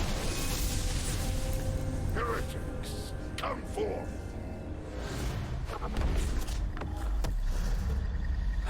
Not had to deal with the Warlock before. So, what do we have? Shogun can summon Advent stun launch lancers, not useful. Blast shield, immune to explosions. Nah, so. Low profile, defense increases after the first attack of every turn. That's a bit annoying. Weaknesses, groundling, easy to target from high ground. Adversary Templars, it takes increased damage from Templars. Okay. See the face of your ruin.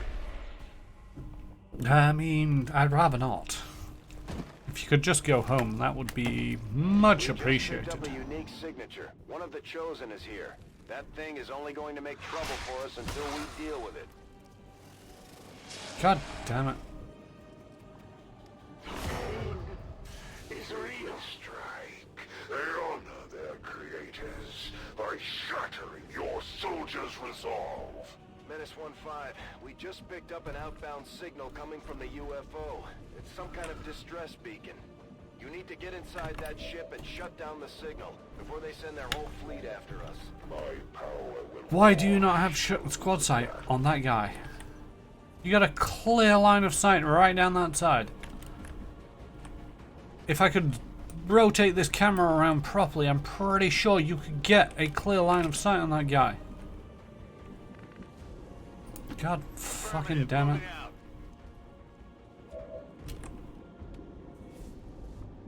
Move to there.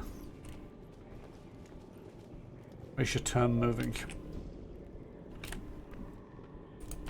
Alright, I'll go.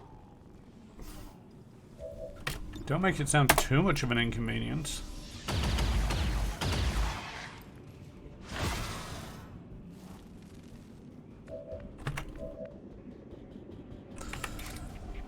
Look, surprise.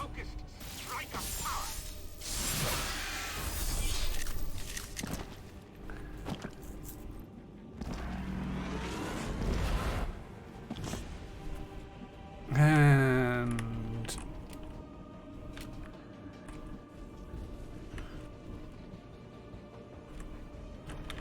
are you still just walking on the green sides on this thing? Gonna go with a yeah until I know. Understood. Moving out. Right. Terrible things are occurring over here.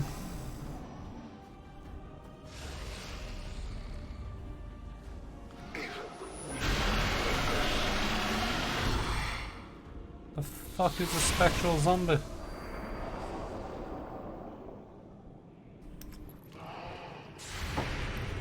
How about no?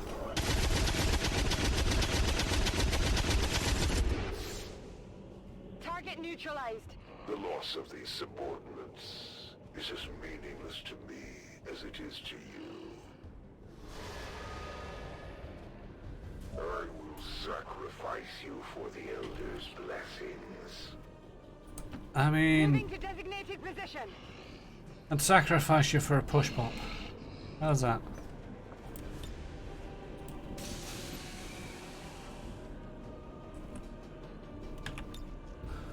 On Overwatch.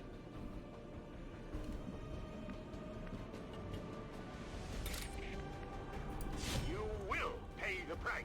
I have a bad feeling this is going to explode. My power cannot be compared to these lower forms of life.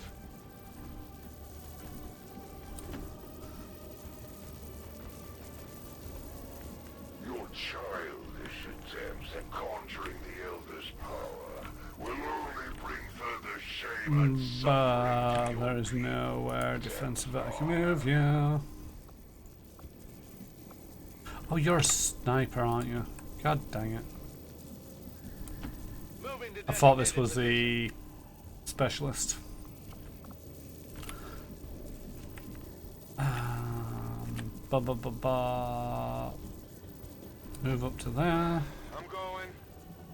Gremlin heal. That guy. You just had something explode in your face.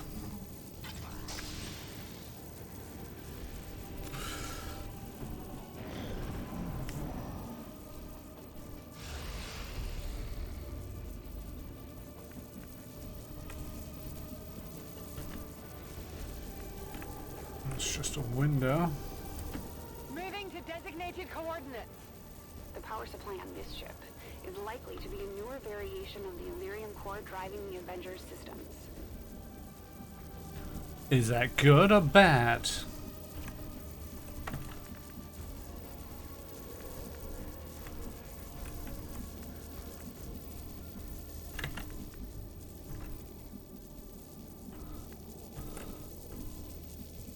Move up to there.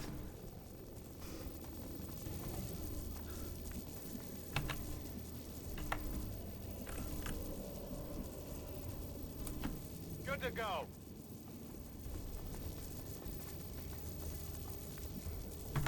And you move up to that corner. I see the palm.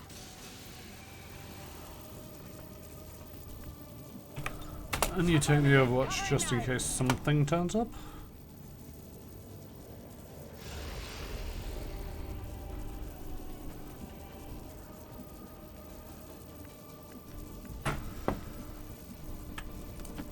Will do. Advent forces sighted. Our resistance contacts had heard rumors Advent might be rolling out a heavy infantry armor system. Looks pretty tough. Yeah. Could have warned me about that slightly sooner. I will tear you apart.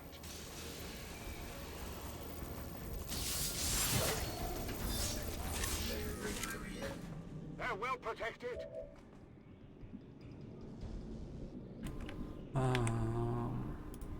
Go hide there.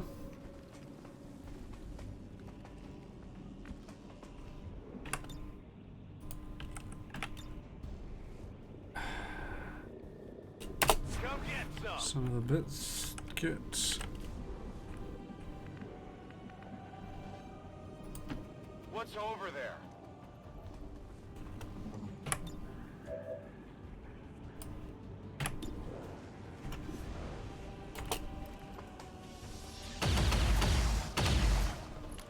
Deflection.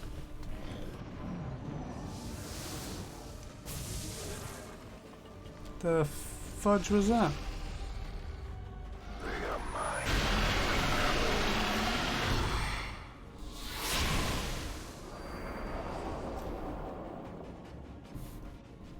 You will make a fitting sacrifice for the elders. It's worth a look. Alright, let's shut down this thing.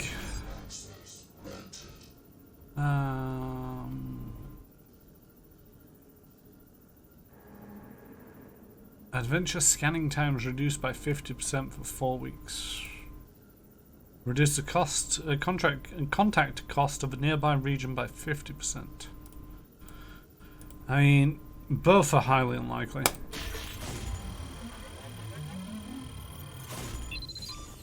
I really need to use my specialist more on these things. We're good to go. Right. We've knocked out the alien distress signal. Looks like the skies are quiet.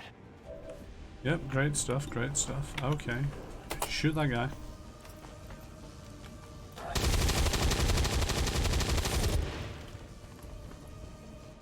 I'm out of firepower over here.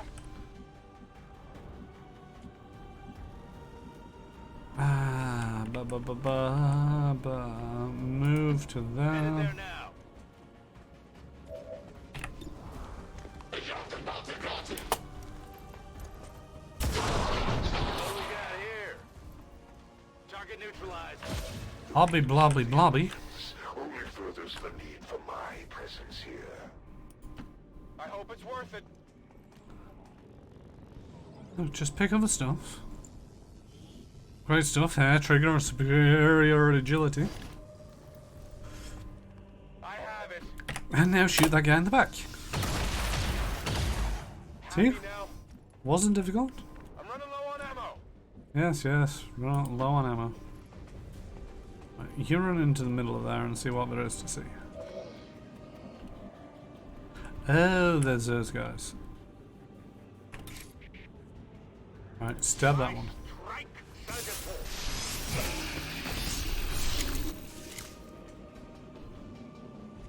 And then run back over here.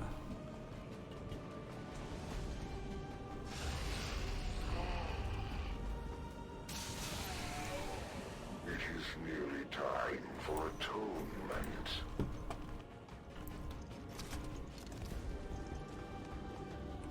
Good to go.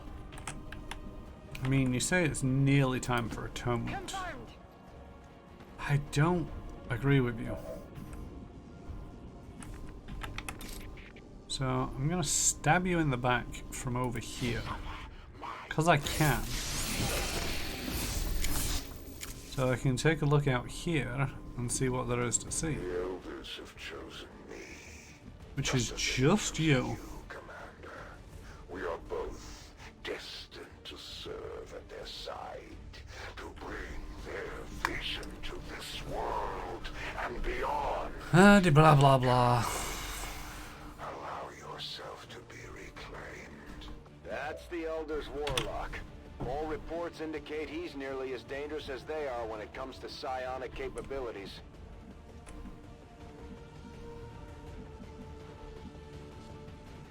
I mean, I'm gonna move forward and hide behind that rock. Okay, sniper, move up to there. Maybe you'll get a decent shot off at some point in this combat. I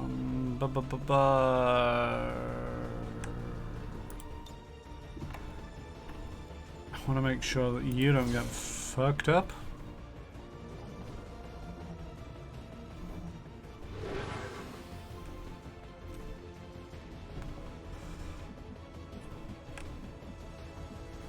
Move forward a little bit. I wouldn't mind getting a closer look at their flight computer. Ours could probably use some updates. The elders will spare no friend or foe if it means victory. They're going to flank me!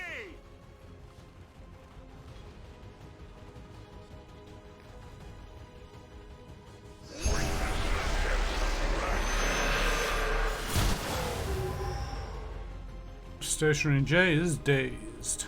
We have a soldier down. Get them back on their feet on the double.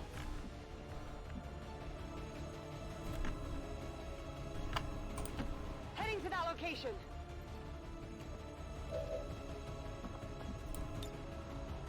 You're gonna be fine.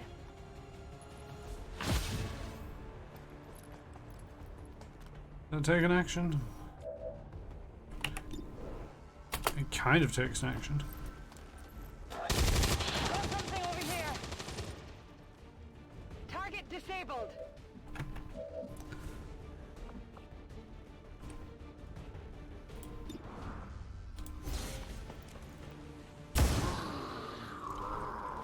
Hey, what do you know? You hit. Let's begin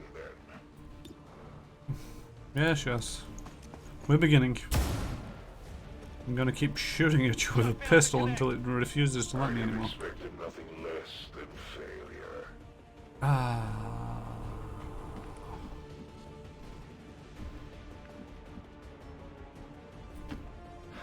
I'm going. Wow, don't sound so disappointed about it.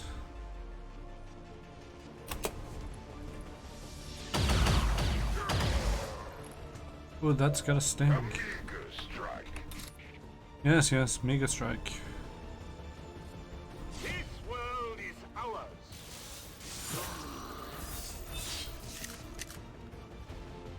There will be no mercy for you.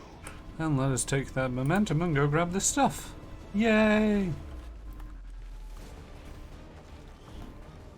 Laser sight and PCS speed.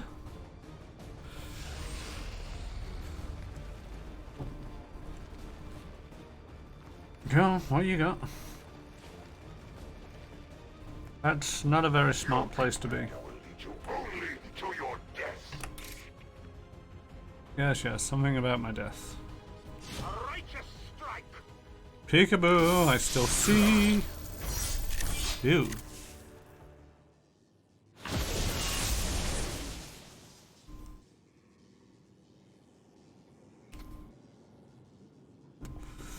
Is that it? Mission over? It is not mission over. I think. I don't know. They're talking at me. Status confirmed. Oh no. Mission accomplished. We've proven the Chosen can be hurt. Now we just have to work on putting them down for good. Ability points 10. Chosen weaknesses. Oh, that's just telling us that again. And we got an excellent mission rating and we secured a disabled UFO, which should give us some pretty good bounty on that.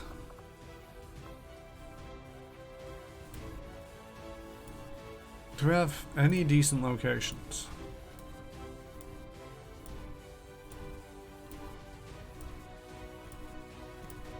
How about one inside the alien ship? Thank you, Zen of Games.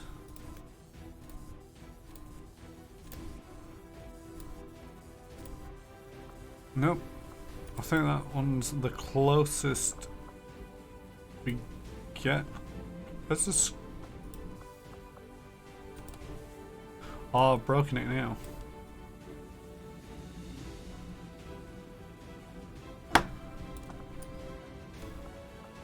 Well, there they are.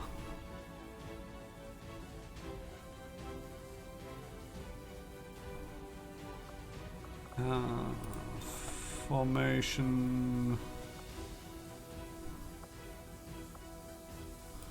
Let's leave you as a mob. Bring it back out a bit. And edit soldiers. I'll be stationary J, and there we go. At least somewhat face the camera.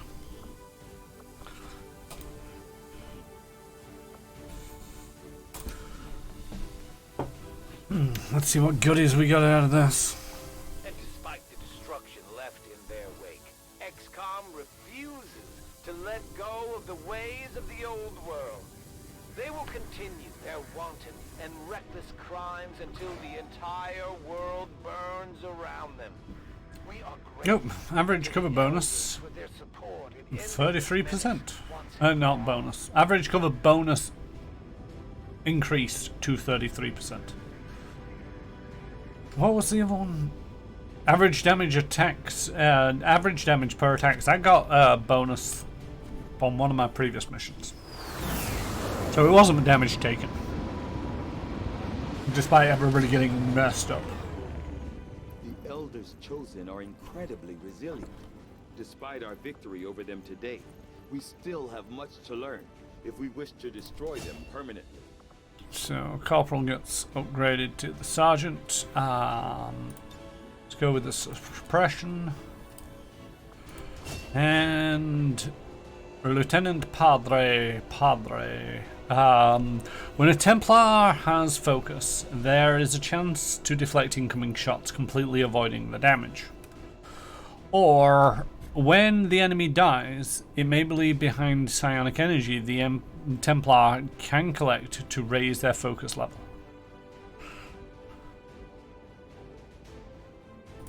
I mean, that sounds like a great idea. Although you've actually got 12 additional points. What else do we have?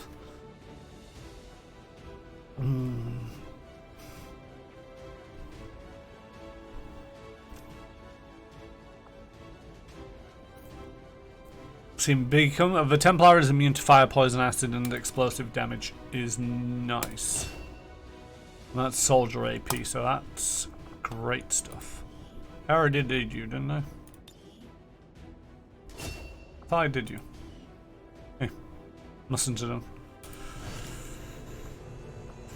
So we got 87 alien alloys, 54 Illyrium crystals, 2 Illyrium cores, 157 supplies, a Spectre corpse, a Viper corpse, a Shield Bearer corpse, a Mech Wreck corpse, a Stun Lancer corpse, We also picked up a hair trigger, a laser sight, a superior agility, and a speed mobility. Nice. The Advent Shield Bearers are among the most heavily armoured of conventional alien forces. Once we've pulled the suit apart, I'm sure the engineering team will find some means of integrating these improvements into our own armour designs. Known simply as a Spectre, the studying of this being will no doubt lead to revelations about the unnerving ability to conceal itself and move beyond the confines of a humanoid form.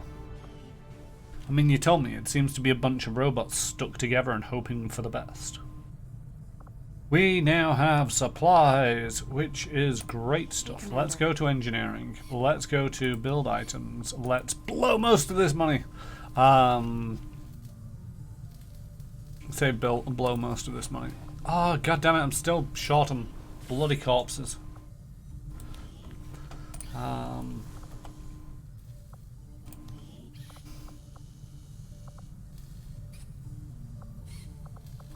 See, one of the things I really want is the Predator armor. But I need more Advent troop corpses before I can do that one. Alright, weapons. I can do one of these. I think the mag cannons and the cannons in general are already.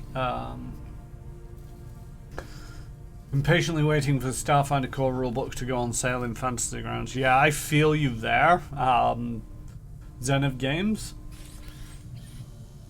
Do you have the Starfinder Core rulebook as a PDF from Paizo? That's one of the questions I have to ask. I don't have to ask it, but I'm asking. Do you have the Core rulebook as a PDF on Fantasy Grounds? On Paizo's website.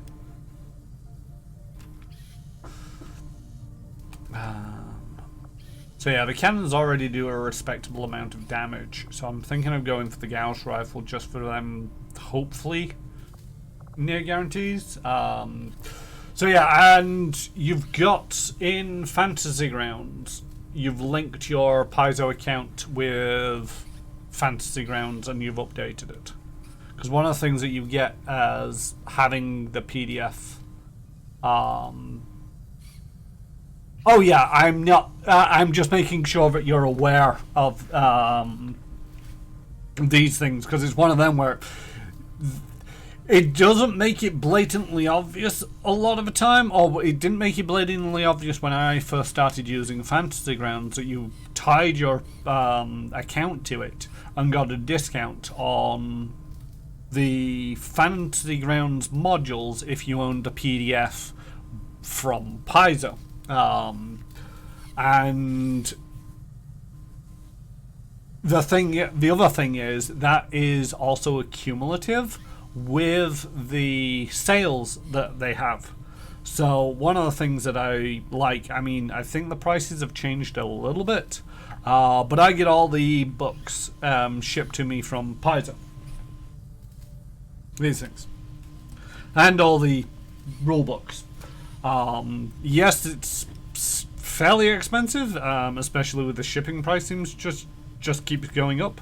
But because I have them on subscription, I get a free copy of the PDF. And that free copy of the PDF, because it's tied to my Paizo account, which is tied to my Fantasy Grounds account, means modules within Fantasy Grounds are cheaper. And if I wait until it goes on sale, it's even cheaper again. One of the things where it's like ordering these as on the subscription. Oh, and also because I subscribe to enough of these, I get a 15% discount. I think it is. It's either 10% or 15% on all Paizo stuff. So I get that discount. I have to pay for it to be shipped to me, but we're still looking at Great British pounds to US dollars, so it works out a little bit. It's cheaper than. It's not as cheap. It's not as expensive as it could be.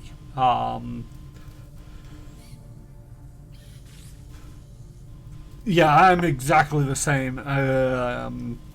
Zen of Games. Earlier this year, they had a shipping snafu, and a load of products got delayed. And Paizo was all like, we can't take the money off you because we don't have it to send to you yet. We don't want to disrupt our schedule going forward. So as soon as we get them, we'll send them on. And I got 6 books all at the same time. Yeah, about $200. And it was just like, and then shipping. And it was like, that stings. But at the same token, it was like, you know, I can't blame Paizo. I wanted the books anyway, so yeah. I'm not. It stung, but I'm not annoyed about it. Because what else could they do? They could have mixed up their schedule, but then that would have been loss of earnings for them, which could put them into a position financially. And also, you know, it's not like they didn't have the product to release by the time that they did have the product to release. You know, usually when it's on a schedule thing,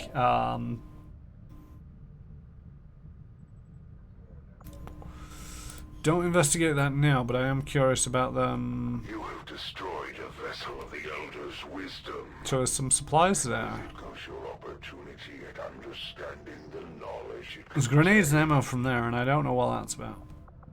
Or I could actually buy into this, which will bump it back up. That's going to take 4 to 6 days.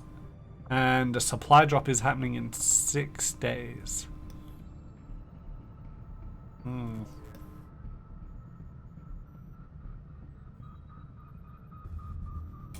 Let's do this.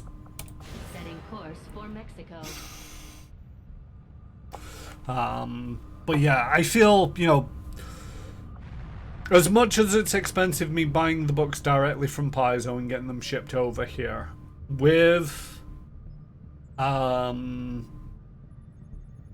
the free PDF that I get because it's subscribed, with the discount that I get because I have so many subscriptions with Paizo, the fact that that's linked, that gives me the free PDF, which is then linked to Fantasy Grounds, which gives me a discount over there.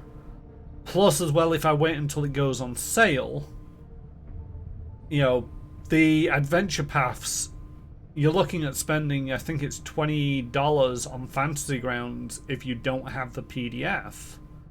If you get the PDF, you get the discount there, and then you wait until it goes on sale. It goes from something like $20 to about $5, if not cheaper, I've seen, I think. And yeah, like you say, it's supporting Paizo, it's supporting Fantasy Grounds. And one of the things I will say is that there's a yeah, the AP prices are so cheap on Fantasy Grounds. I think that's because there's no actual mechanics in there. It's when it becomes a mechanical change that really jacks up the price. So they, you know, with the armory, they've got so many items that they've got to get in there. With the character operations manual, there's new classes that they have to program in there. So you don't get as heavy of discount. Because they've had to do a lot more work on those modules to get them into Fantasy Grounds. But yeah, I don't mind what they charge, and to a certain degree, you know, with Fantasy Grounds, it's I do try to wait until they go on sale. But you know, for example, I'm running through Fly Free or Die on Manapot Studios. It occasionally comes through on Nightbot. Go check that out. Monday evenings, 7 p.m. GMT, with myself, JStation64, Krifu Bernal, Retro Ted, and Crit Commissions. I'm running that on Fantasy Grounds, and I'm waiting until the AP goes on sale and picking them up when it's on sale. But at the same token, if it's not on sale by the time that I need it, I'll just be picking it up anyway and accepting the fact that it didn't go on sale. I appreciate that I am in a very fortunate position to be able to afford to do that. You know, don't get me wrong, I have nothing against people who are like, I can't afford that and I don't want to spend that much money. Totally appreciate it. You go back, 5 years and I couldn't afford any of this stuff either. So all of my role playing was, well, literally all I had was the Dungeons and Dragons player's guide and sheets of paper and one set of dice, and that was it. That was everything I needed to play tabletop games.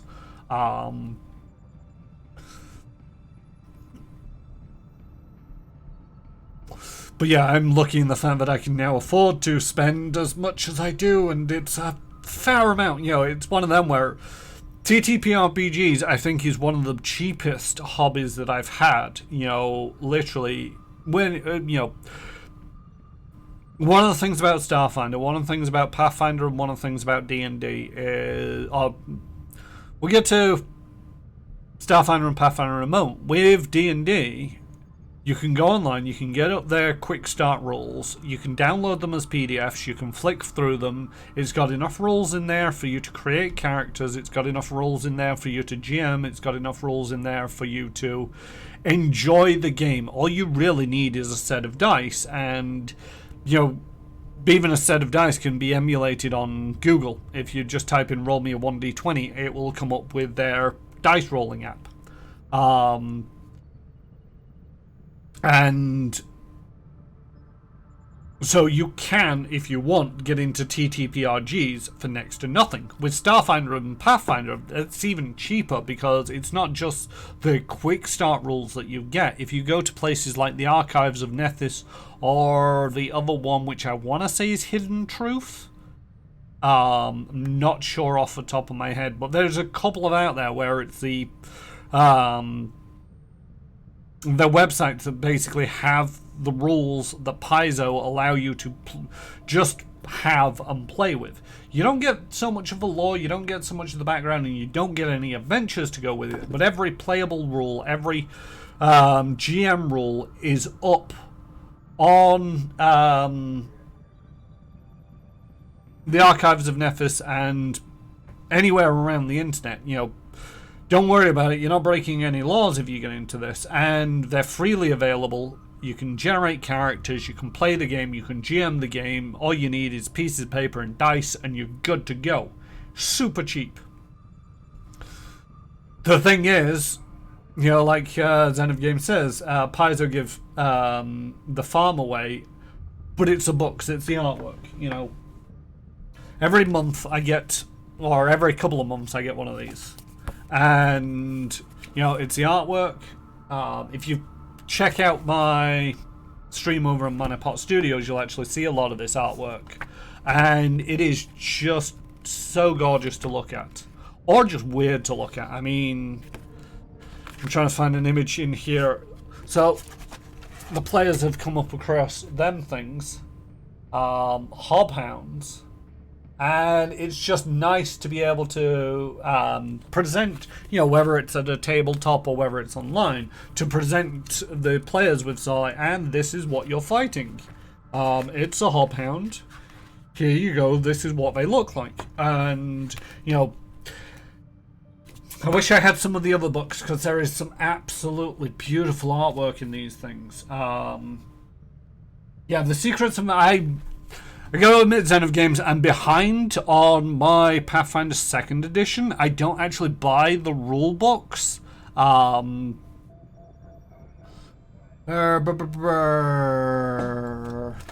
Automod. Okay. Apparently, held a message for reason sex-based terms.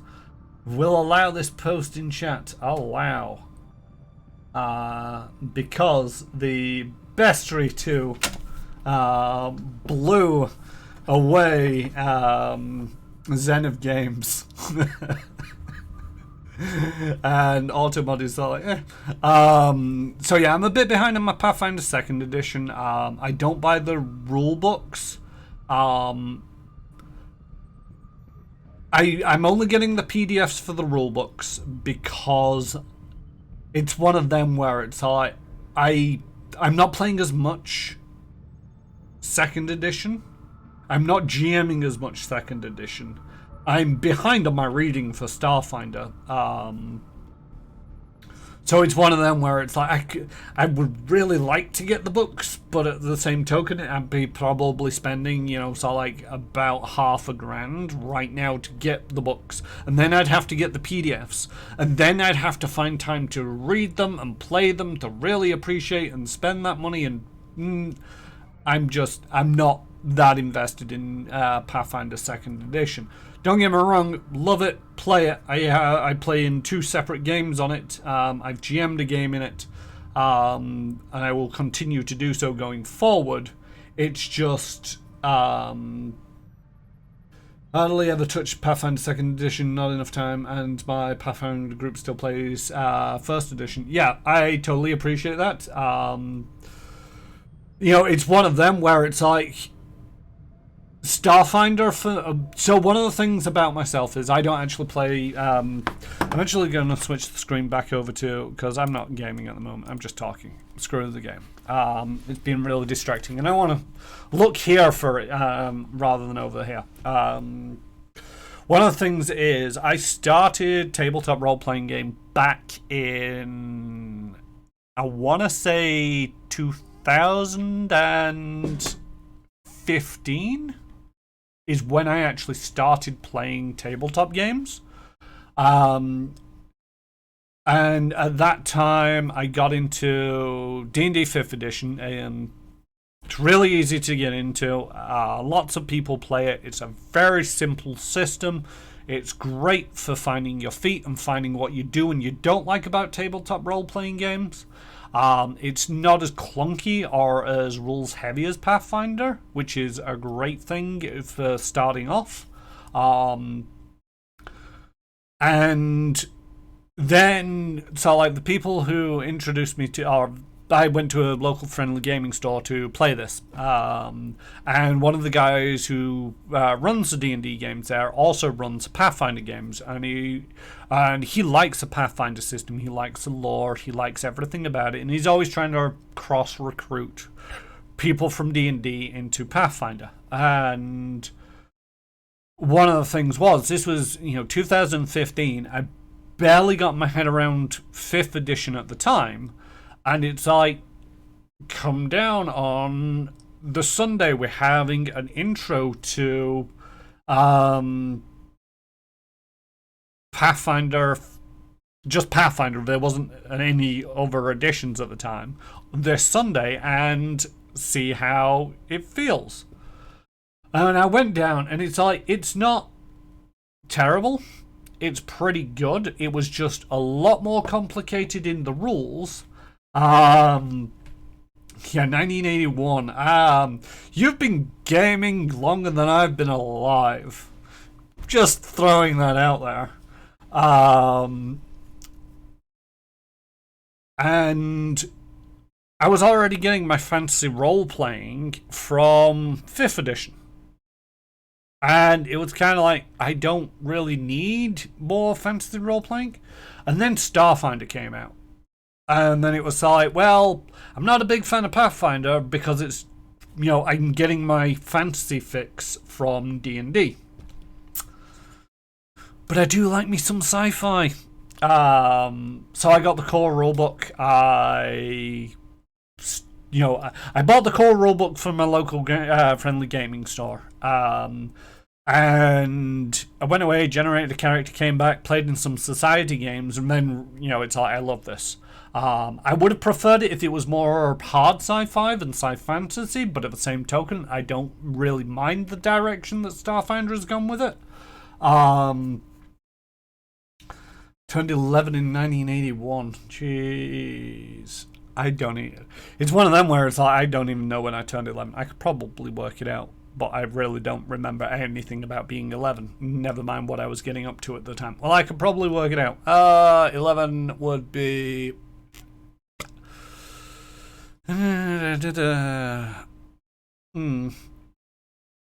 was probably was PC gaming, and around that time probably would have been Command and Conquer.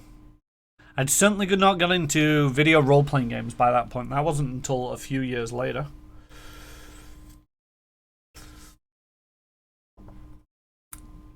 Math age is easy when you're born in a decade yet. Yeah, I mean, that's makes it a lot easier. The thing is, my mind, because I don't play tabletop games, mine is all video games. It's all like, what video games came out around about that year? But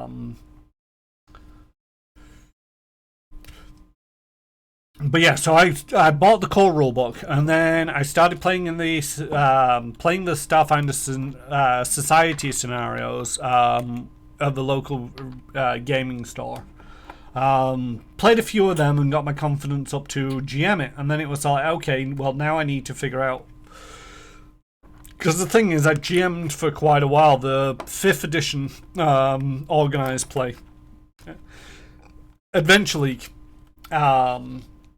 which again, it's one of them where Adventure League is very messy, is probably the best way of describing it, because they've not started off with a consistent set of rules and continued on with it. In the early days of it, you couldn't get hold of the modules unless you were running it, at which point your sort of like store needed to apply to Wizards of the Coast to get the adventures, to give them to you so that you could run it in their store. You weren't allowed to run them at home. And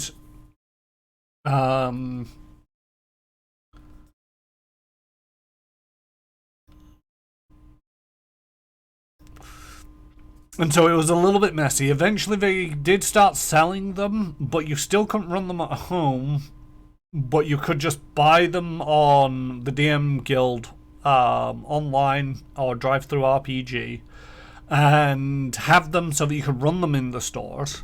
And then they came up with more rules which basically allowed to run them at home, and it's all since gone by the wayside. And now if you write it within some convention rules and blah blah blah, anybody at home can write a adventure for Adventure League and it'd be classified as semi-official. I don't know how that occurs. You know, it might be more complicated than that. It wouldn't surprise me. With Paizo, at least, they've got a consistent way of doing it, and they've been doing it since Pathfinder 1st edition. It's a little bit more paperwork based, and you know, to a certain degree, the paperwork it's just as bad as Adventure League. One of the things I didn't like about Adventure League was yeah, that was the other joke of the thing, was if the D&D police are coming to arrest you if you run a scenario at home. It's like, the only reason why you couldn't run them scenarios at home was because you couldn't actually get the PDFs. But if you could get the PDFs, there was literally nothing stopping you from playing them. But apparently that was against the rules, and I wasn't aware of that when I started GMing, and talking to the guy who was organizing it, it's like, look, I don't want to hear it because you're not supposed to be doing that, so just don't tell me you're doing that. And it's like, why? Why is this a problem? You know, what's wrong with playing this scenario at home? Whereas Paizo, they don't care. They're so like, you go to our website, you buy it, you can run it anywhere you like, and as long as you obey the rules of the Starfinder Society, you can log it whether you're playing at home, whether you're playing online, whether you're playing in a store. There are certain boons you get for running them in stores and at certain conventions, which it kind of annoys me a little. Because, you know, there's certain individuals like myself, I have anxiety around large groups of people. So I don't get to go to conventions. I don't mind not going to conventions, but then I find out that, you know, to get this piece of paper to be able to do something in Starfinder Society, officially, I need to get this piece of paper. And the only place that I can get hold of that piece of paper is some convention over in the States. I'm never seeing that piece of paper at all. But again, there's nothing stopping you from just throwing out the rulebook, not declaring it a Starfinder Society game, and, you know, playing it. You know, when we were doing the Netflix and chill on not Netflix and chill, Spaceflix and kill. That's it. We had a temporary break on Manapot from the main campaign and did some spin-offs, and one of them was a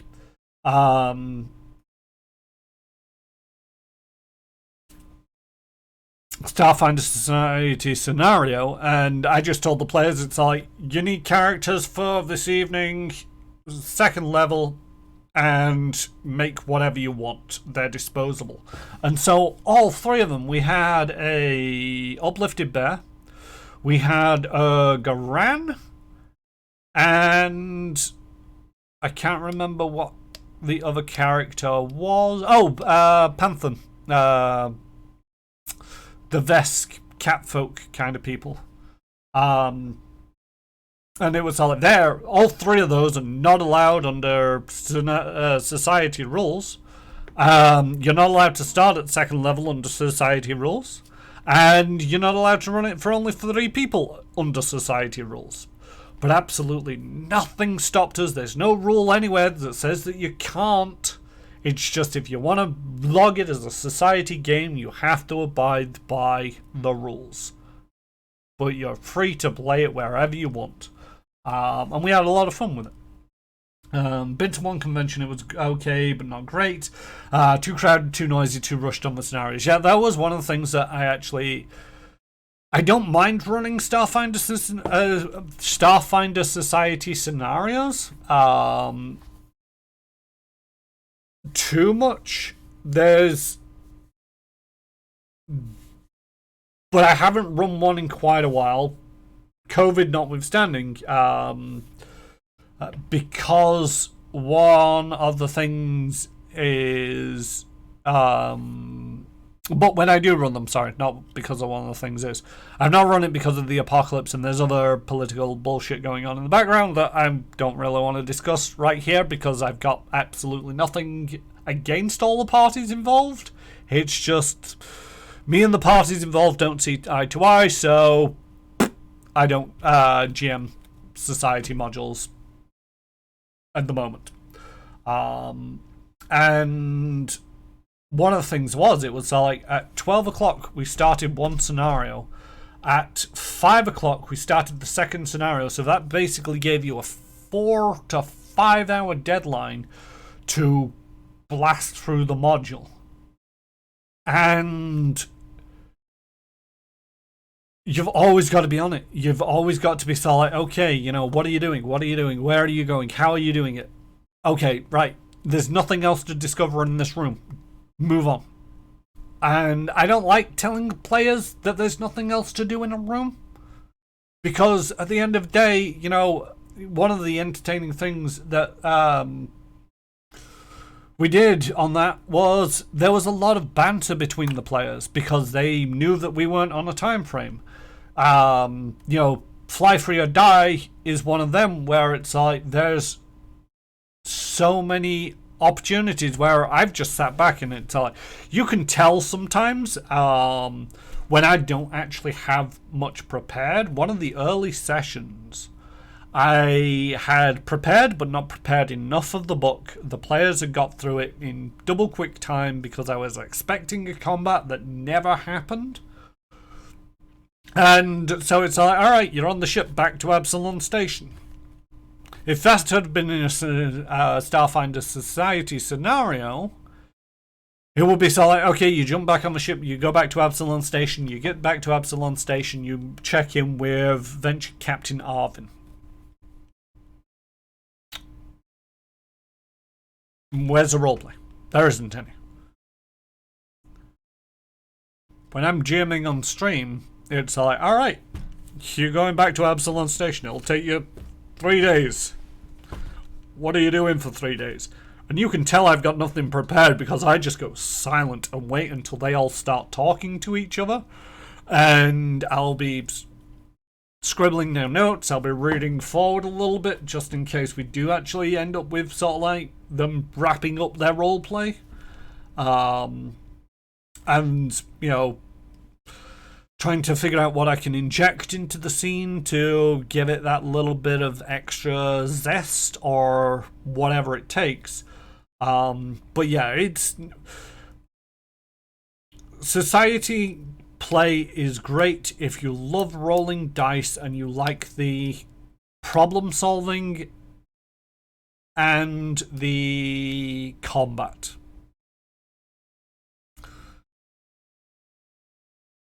Or on the very few occasions where there isn't combat, I don't know if...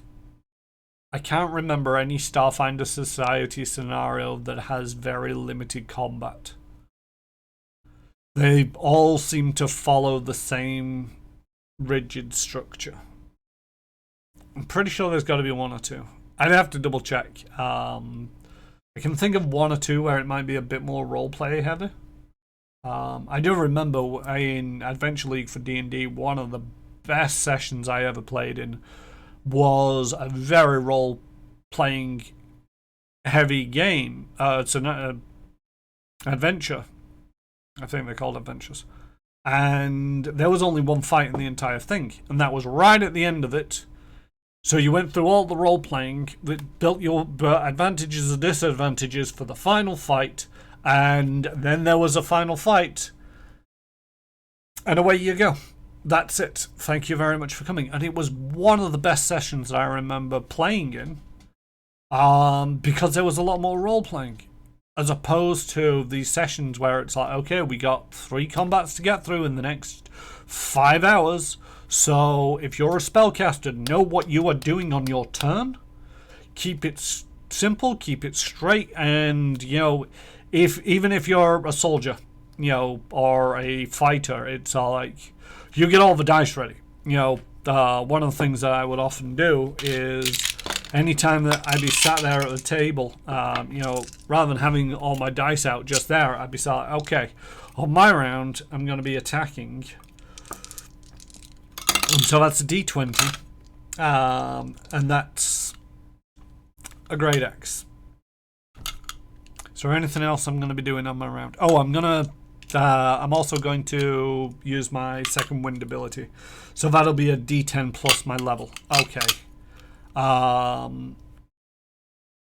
got my dice ready. It come to my turn, and it's all. I have it all planned out. It's all. I move there, I attack, and I use my bonus action to second wind. That's a 3 on the die to hit, so that's probably not a hit, but it's a 1 point of damage if a 7 hits. Wow, I am seriously on fucking... People don't believe it when I'm bad at rolling dice, but I just rolled a D20, a D12, and a D10. Not picked up dice and rolled these dice in quite a while. I got a 3 on the D20, a 1 on the D12, and a 1 on the D10. I am just atrocious at rolling die. But yeah, I love the crunch and I love the combats as well. But I find society play basically does that at the expense of role-playing. And at the expense of time, because, you know, I appreciate it's like they want to get 2 games in a day. The store opens at 12 midday and closes at 8 o'clock in the evening, or 9 o'clock in the evening, or whenever the hell it's shut, I can't remember. You've got time frames that you have to hit, and I don't really like that.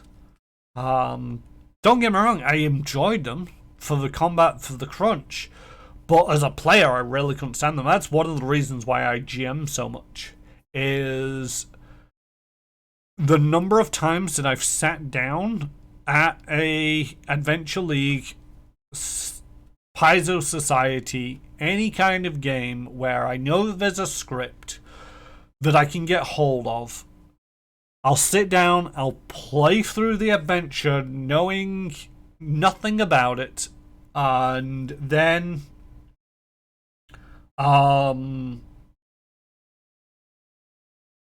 go home and I'll be like, what adventure did I just play in? And it's like, and you go through and you just flick through it and you read the actual nitty gritty there, and there's some great points for role play in there, and there's some great bits for lore in there, but because that got backlogged because the combat took a little bit too soon. You know, I've had to do this. It's annoying and I don't like it, but I've had it where it's like combat is just dragged on, and you know, it's like roll me damage, and it's like, don't I need to hit first? It's like, we got 5 minutes before the store closes, roll me damage. Alright, you killed it, congratulations, well done. Okay, you go back to your adventure captain, they give you this bit of information, blah blah blah blah blah blah blah. Okay, thank you very much, come back next week, I'll have the paperwork sorted out, and I'll see you all later. Taddy bye. And out we go. Yeah, you steamroll and you squash the lore. And it's unfortunate because there's some great stuff in there, but you can't get away with that when the store needs to close. Consider doing society scenarios and fantasy grounds. Not forcing a time limit. Yeah, that's great. At the start of the apocalypse, I wasn't GMing much at the time, and one day I went on a Discord server, and for advertising Starfinder games, that's all the server was doing, and the guy dropped a message in there. They're over in the States, I can't remember where they are, but it was like, I need more players for this afternoon if anybody's available, and it's like, yeah, sure, I'll sign up for it. Sat down, 12 o'clock in the afternoon. It was one Starfinder adventure, which usually lasts about 4 hours. 8 o'clock in the evening, we wrap it up, and it's like, it's been great. It's been nice to go through all the lore and go through all the nitty-gritty detail with you guys, but wow, thank you for sticking around for 8 hours. And it's like, no, it's been a pleasure. It's been great. I've loved it. And yeah, one scenario, 8 hours. You know, I think that's where the problem comes in a little bit, is it's not just you who has to commit to those 8 hours. We got lucky. We had, I think it was about 5 players, maybe 6, and all of us could commit to being there until it was over. You don't get that luxury when you're playing in a store. At some point, somebody's got to shut up, shut shop. If you're playing it at home with friends, yes, you can get away with that. You know, I used to run a couple of scenarios. There was a group of players who'd never played Starfinder, and it was like, I'd like to go through an AP, but before we go into the AP, I'm going to run some scenarios so we can get used to the rules. Yeah, 2 sessions, 3 to 4 hours long. That's great. Again, the disadvantage with that, this is just from running it in a store for quite a few years. We tried doing that with some of the longer D&D adventures where it was like, this is designed to be played out over 6 hours. It's like, we're not going to fit this in a 3.5 hour evening, so we'll split it over 2 weeks. Everybody, only sign up for this if you can attend both weeks. First week, hundreds of people. Yeah, run it. Great stuff. Second week, where the fuck are 3 of my players? What am I supposed to be? Where are they? They've not told me that they can't make it. They've just not attended. So it's like, alright, go to the guy in charge and say, I'm down 3 players. I don't know where they are. I should have started 15 minutes ago. What you got for me? And it's like, oh, thank God. Right, we got this guy. He walked in off the street. He's got nothing. Go. You take him, and also go see off that guy if they've got a full table. Go ask them to see if there's a player who wants to join your table. If you can't, just run with 4 people. And yeah, gamers, they can be flaky. I am a little bit blessed in the fact that I've played with crit commissions for the best part of 4 to 5 years now in tabletop role-playing games.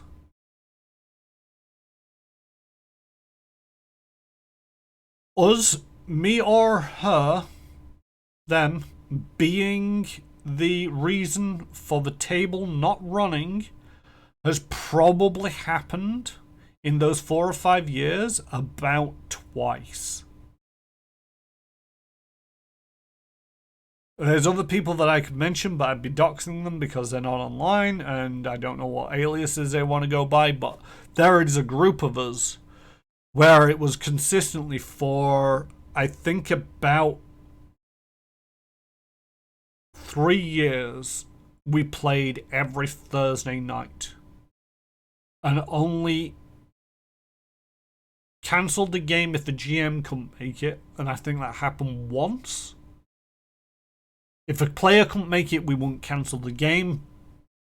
But I think most people just made it anyway, and maybe once or twice, 1 or 2 people weren't there. And Pathfinder group, not flaky, they're just crappy role players. In some cases, it's practice. In some cases, it's actually just take those people and mix it up.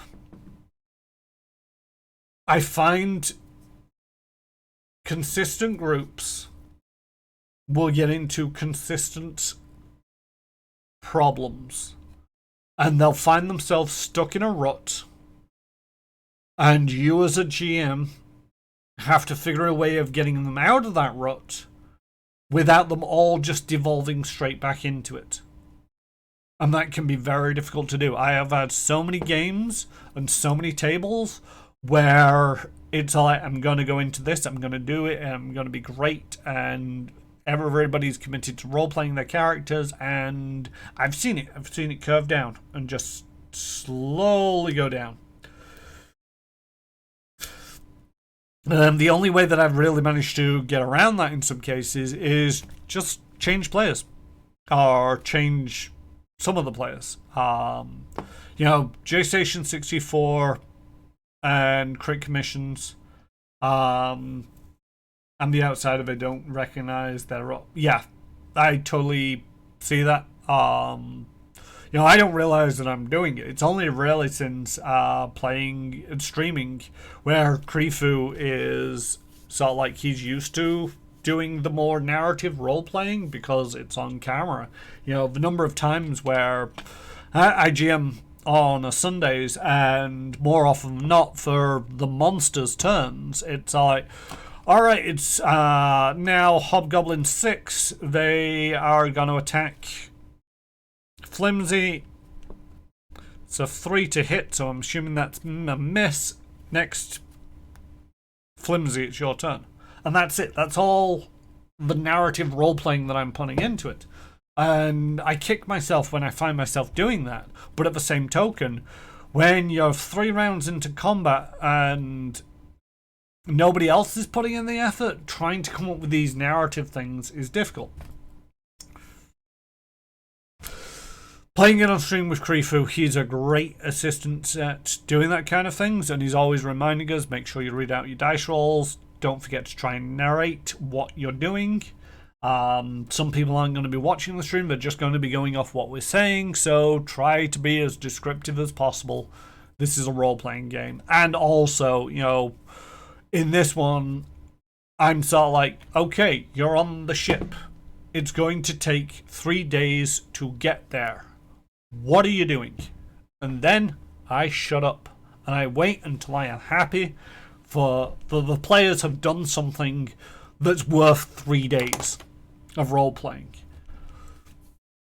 Where off camera, it's like you're in the ship. What are you doing for the next 3 days? Krifu knows. J-Station knows.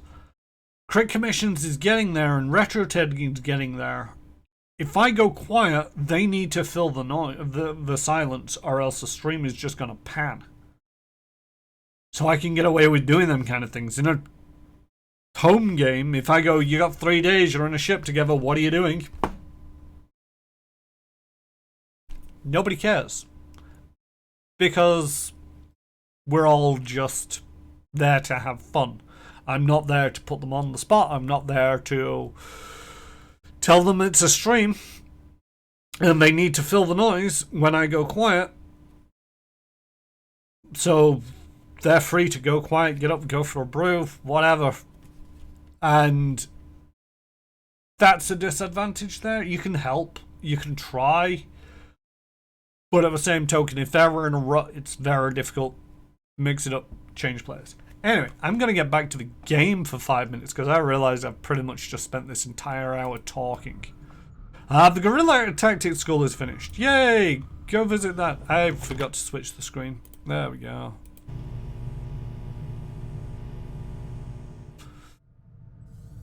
What am I doing here? Oh, new combat tactics. So I can increase the squad sizes.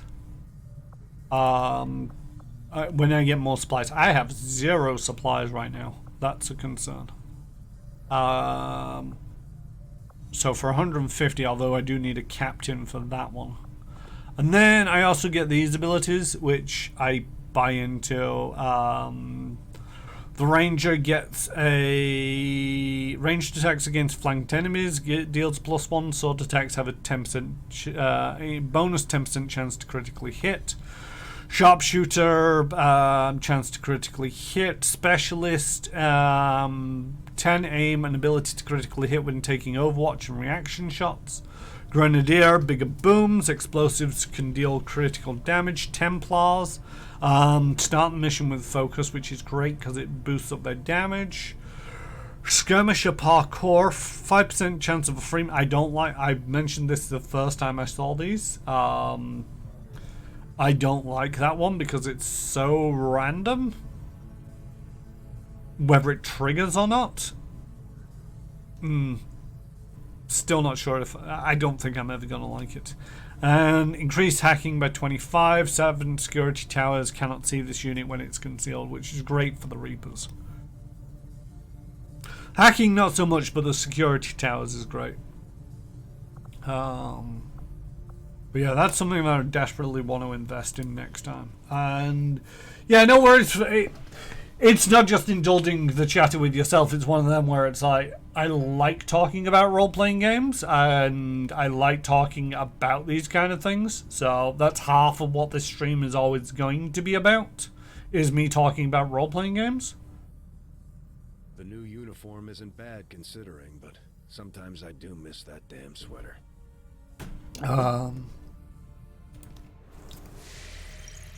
Because this is the thing, I don't like being in an isolated bubble sometimes of, you know, I talk to myself a lot and I GM a lot, and sometimes it's difficult to know exactly what's going on. Just as I had hoped, Commander.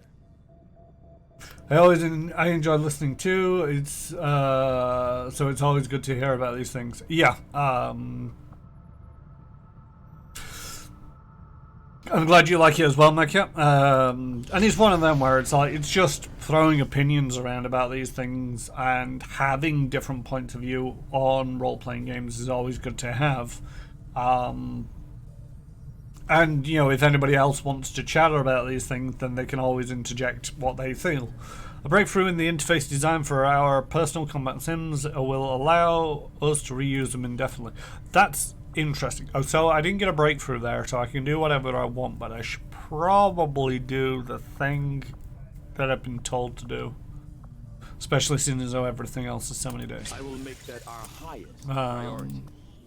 Can I now use these things? I can do.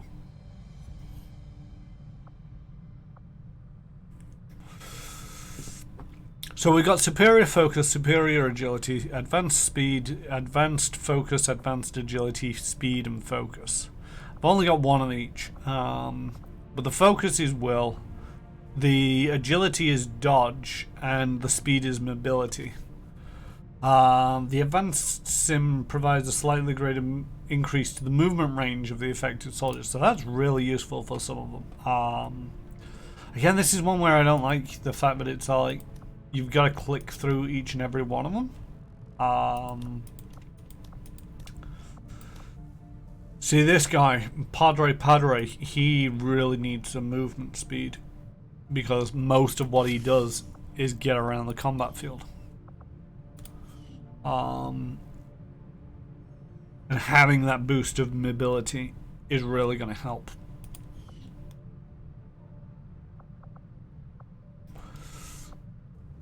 I think the Rangers probably... Because dodging... Oh, does anybody have dodge? No, nobody's currently really got dodge. But the Rangers having dodge because they get up close and personal at times. So, personal combat stims, dodge for the Ranger.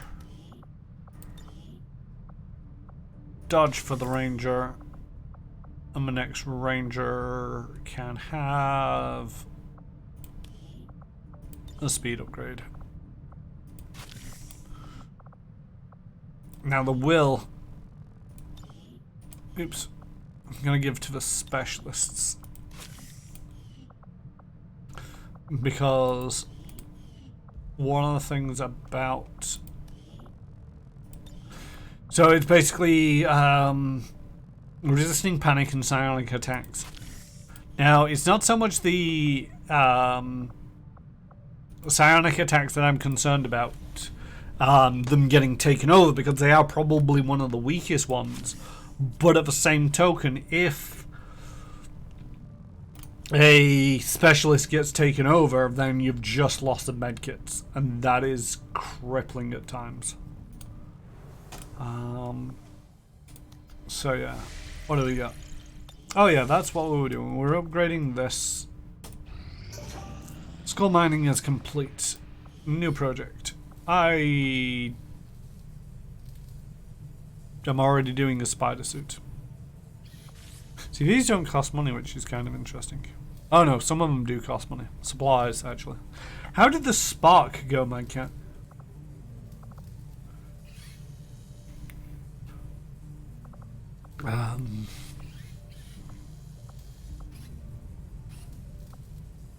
Probably get around to doing them soonish.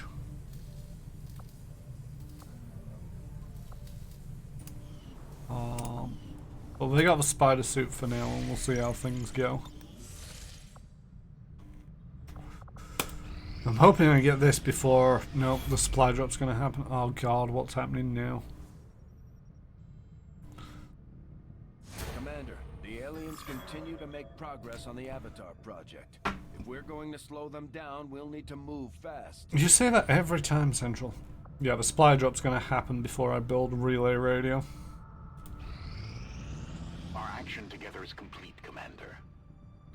Improved cannons. By creating a heavier barrel cross-section for our cannons, we're able to increase the stability and improve the damage output.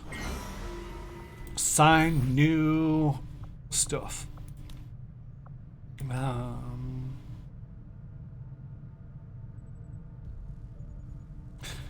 Increase the income. Still can't do that one. Do I want to do that one?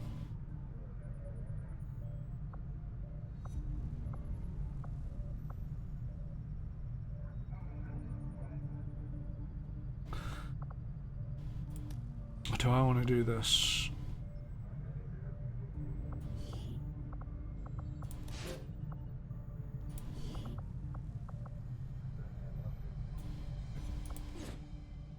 Just need only 2 soldiers to do it.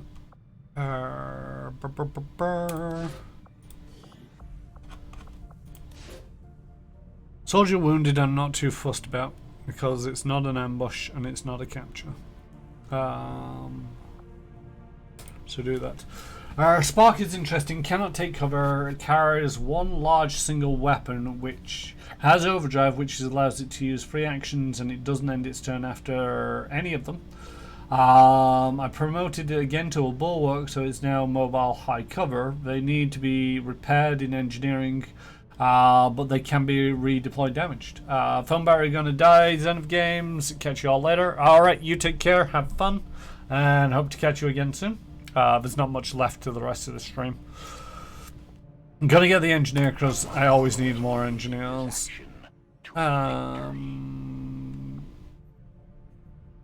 Okay, let's... It's interesting, I've just lost vigil on everything because my laptop decided to do something weird.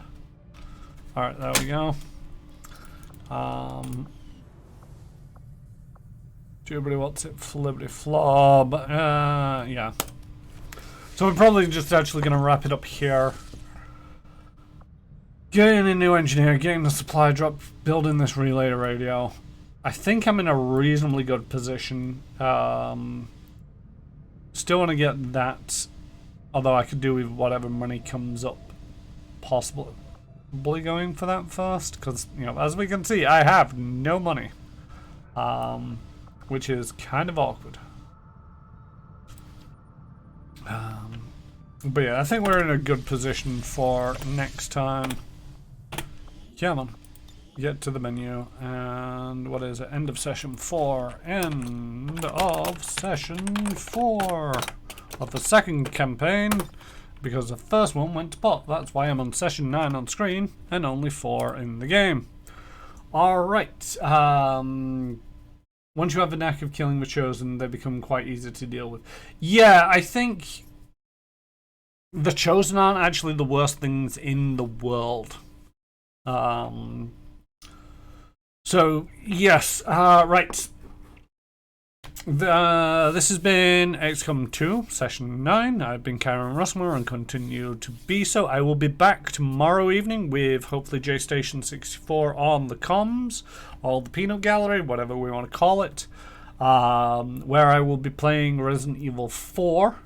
I will be also streaming on Monday over on Manapot Studios as I play through, as I GM an adventure pass Fly Free or Die in a stream we call All That Glitters Explodes.